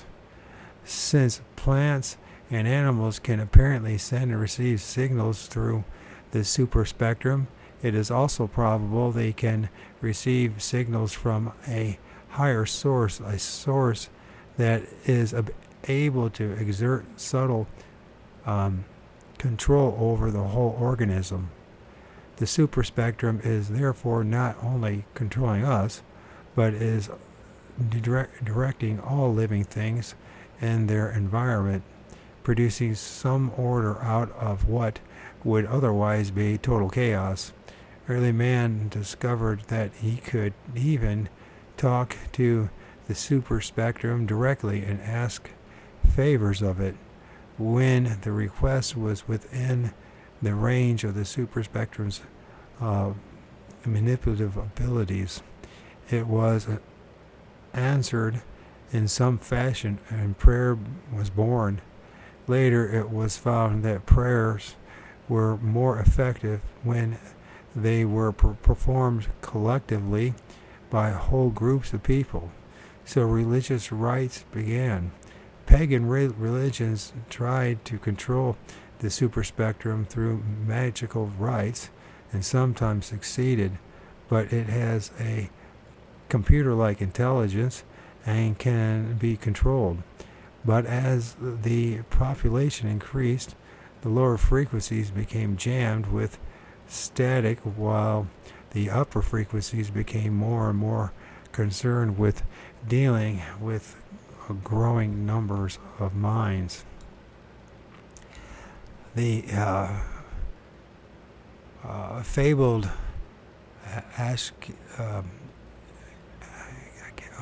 I know this was, I can't say it now. Okay. We all know it. I can't say it. And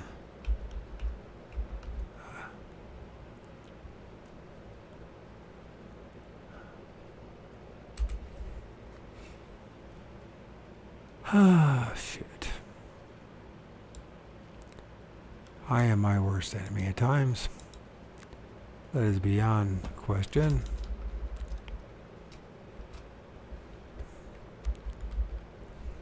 You know how to pronounce it. You talk about it all the time, but I can't say it. Akashic or Ashkanic, but that's is that. But it's in the Akashic. That's what I know as. How do you pronounce the Ashkanazic? Ashkanic. What does it say? Is Ashkanic or Ashkanic? Okay, the Ashkanic. Okay. The fabled Ashkanic records of the Orient legendary books said to contain the complete histories of all individuals, past, present, future, may exist out there somewhere. If we could learn to tune into these cosmic tapes selectively at will, we could control our own individual and collective destinies. But until we manage that important step, the super spectrum controls us like radio-operated robots in some mad scientist's laboratory. Chapter 10. Dr. J.C. Lilly, the scientist who became famous through his experiments in communicating with dolphins, conducted a long series of tests on human subjects with psychedelic substances. He sent out to prove that the human mind could be reprogrammed like a computer, but he went beyond the standard methods of brainwashing and psychological warfare. Through the use of drugs, his subjects were guided into experiences that seemed to confirm the test's beliefs. In 16 experiments, the subjects were led into leaving the body and parking it, while they went off to explore new universes. In psychic phenomena, this is known as astral projection. The consciousness is presumably detached from the body and goes wandering all over the landscape. This phenomenon is also occurs in ufology, with the participants traveling to other planets while their bodies stay home. All of our contact cases are a form of astral projection. The precipitate stands alone in the field and entranced by a brilliant light flickering on the same frequency as his and her brain waves. The body becomes paralyzed and the subject hallucinates a spaceship or a trip in it. Later he is returned to the very same spot, and when he resumes consciousness, he remembers the hallucinations with vivid clarity. It says here, for detailed case history of this phenomenon, see John Keel, Mothman Prophecy.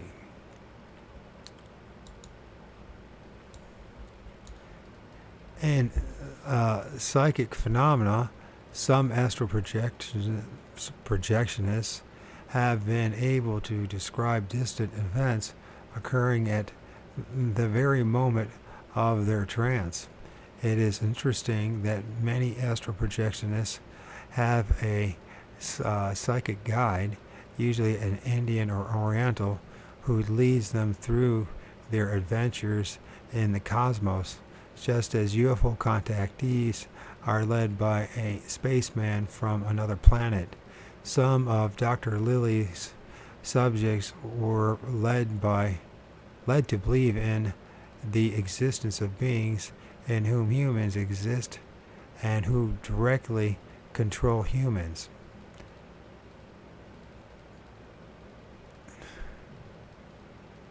Others were guided to seek those beings whom we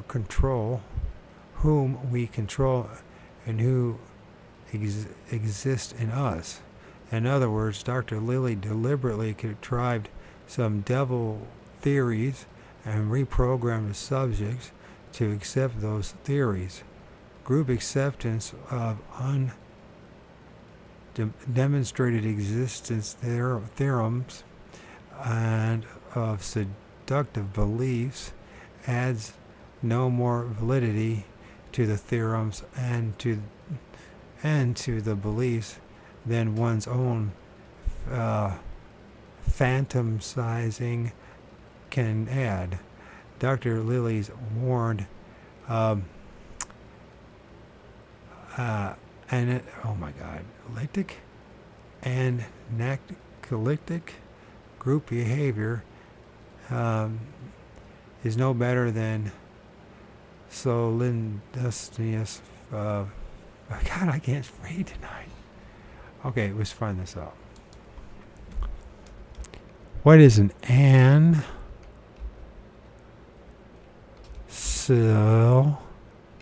eclectic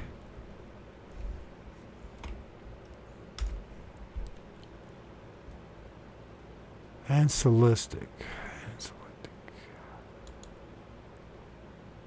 Anaclitic. Anaclitic.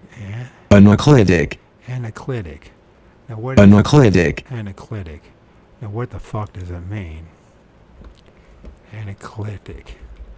Anaclitic.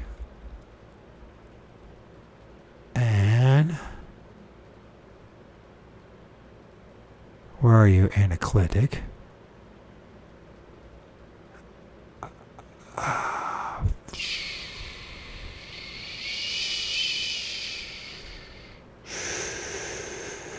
Anna.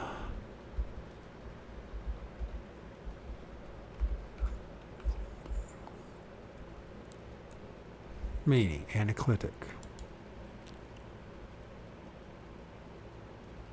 Anaclitic is an adjective that means relating to, characterized by, or of love directed towards an object that satisfies non-sexual needs. For example, a mother may be a object that satisfies a child's hunger. Anaclitic. I'm sorry if I don't know. I did know that. Fantasies. Where are we at with this? Theorems. Anaclitic group behavior is no better than soloneness. Solitude.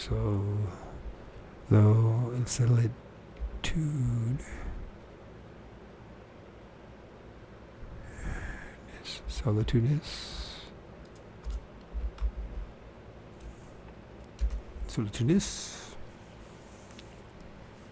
Solitudeness means characterized by solitude.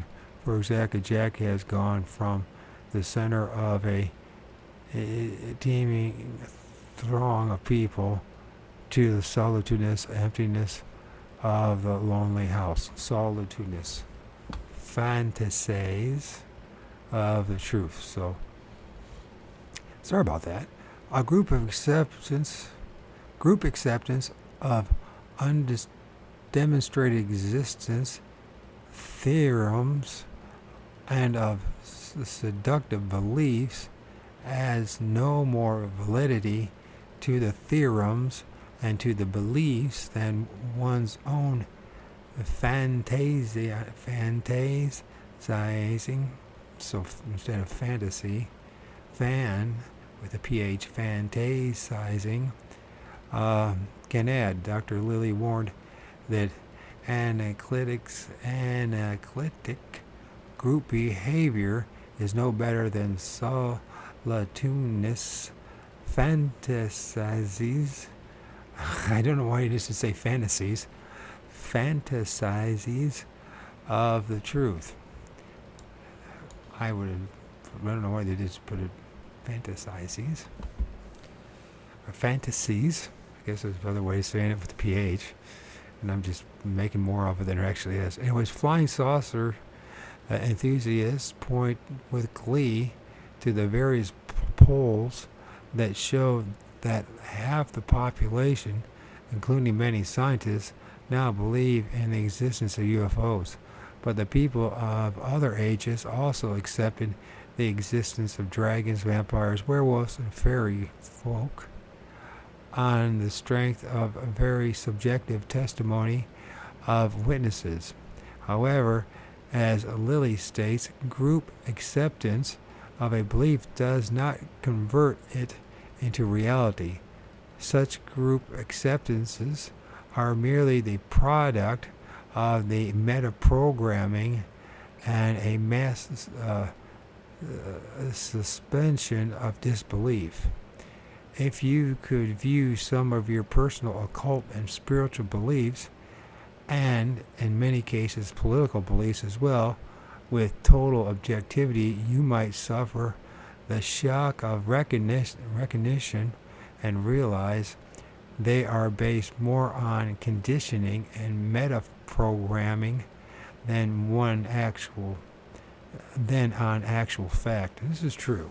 These belief systems, you can't substantiate anything just about based on belief systems. I mean, it's whether it's religious, political, this whole thing about UFOs and Bigfoot and everything else. You know what I mean? It's like, so it's all over the board when you start really studying it.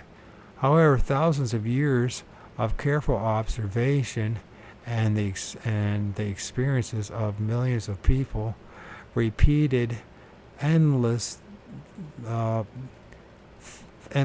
throughout history, indicate another type of programming, the direct interference of the superspectrum in the lives of humans, a staggering accumulation of unaccountable coincidences, even the subtle direction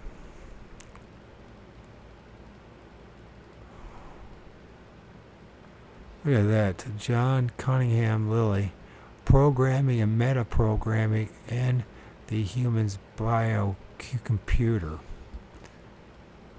And I am going to look that up.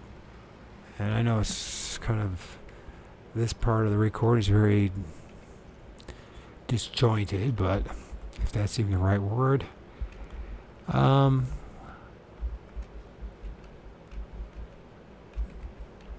This is very interesting, though, what he's saying here.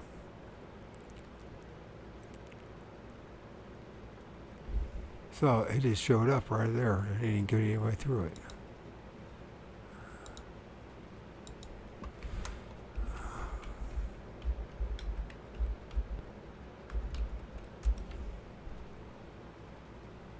All right.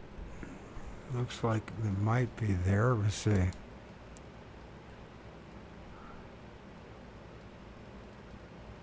It's not that big of a book either.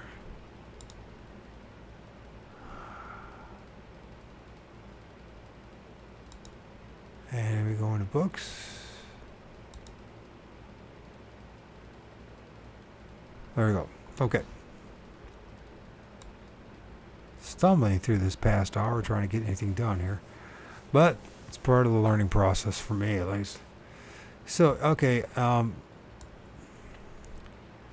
Unacceptable coincidences and even the subtle direction of whole nations, major events that seem completely evil, anti-human to one generation often prove to be generations later beneficial to the general human condition.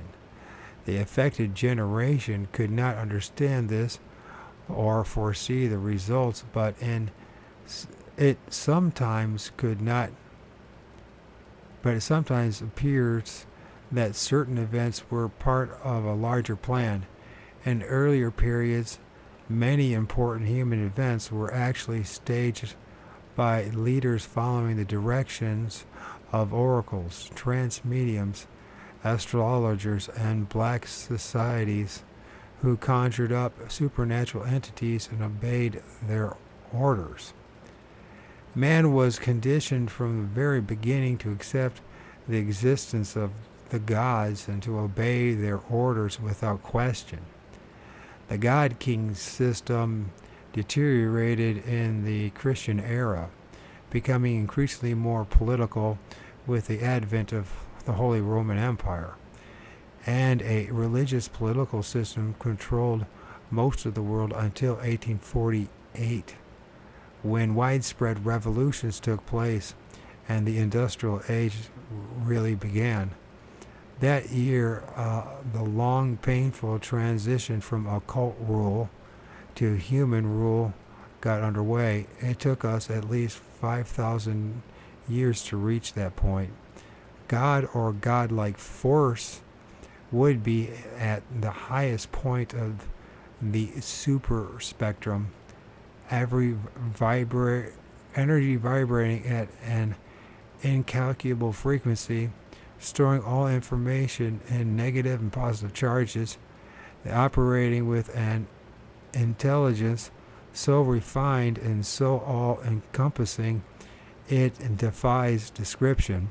Like a computer, it would be without compassion or emotion, as it manipulates all the physical components in the universe, from microbes to ants to whole galaxies.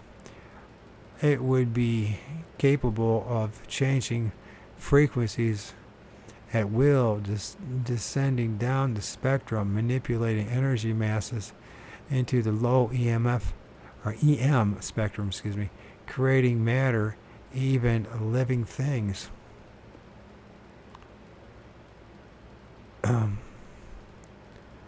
From energy, hairy monsters, bug-eyed spacemen, loathsome things, shiny angels would all be its handiwork, its way of reaching down and communicating with us. The entities thus created would have no identity of their own, no past and no future. They would come from outside of time and space, forever repeating the cryptic statement, "We are one." In a real sense, we are all one with this infinite energy field. It is not a part of us. We are a trivial part of it. Energies on the lower frequencies should sometimes be responsive to rites and prayers.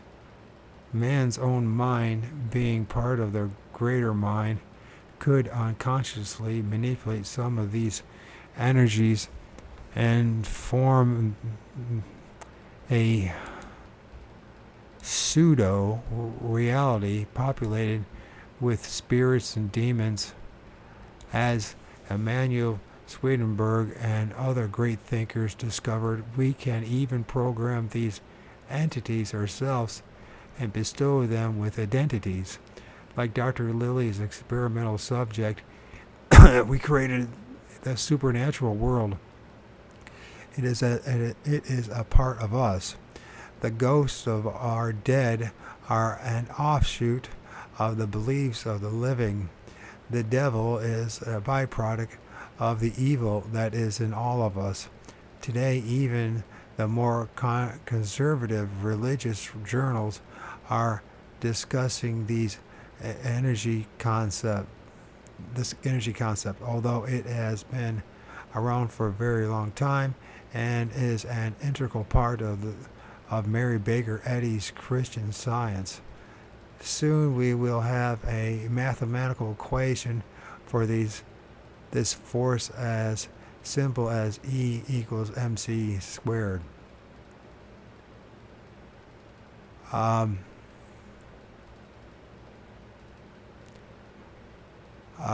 As our technological society exhausts our resources and limps to a halt, we will revert back to an age of magic. The world of tomorrow will not be a world of the wall-to-wall television, a spaceship in every garage. It will be a world of oracles. We may be able to accurately foresee the future and avert terrible disasters.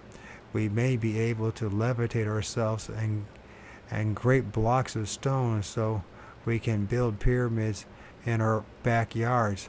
If we can just develop ESP on a practical level, we can drive the telephone company into bankruptcy. Perhaps men have gone through all this before.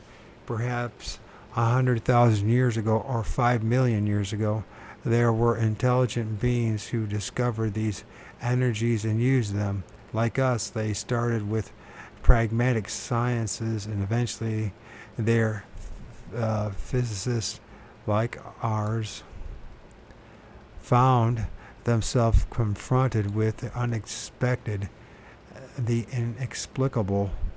Once they achieved direct conscious communication with this force, the value of their material world evaporated.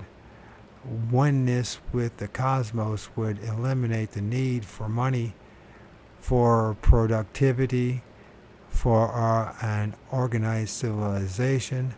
The whole population would become like the scattered few ascetics who sit entranced in caves enjoying Godhead, total esoteric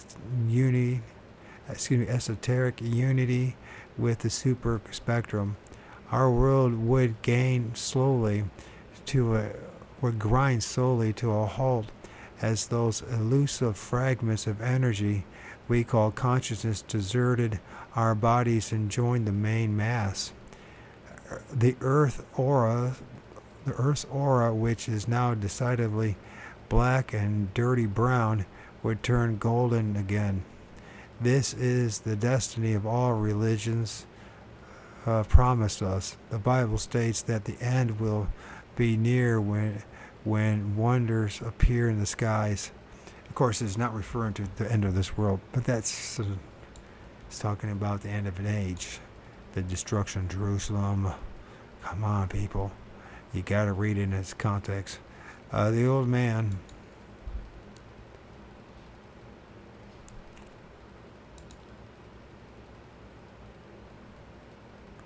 The Internet Archive service is temporarily offline. Please check what the heck happened there. No.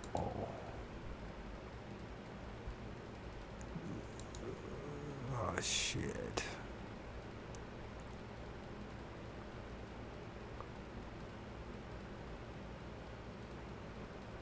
Gotta be kidding me.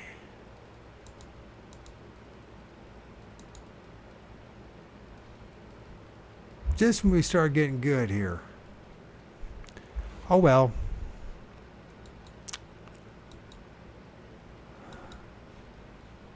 You're going to try, go all the way. Otherwise, don't even start. If you are going to try, go all the way. This could mean losing girlfriends, wives, relatives, jobs, and maybe your mind.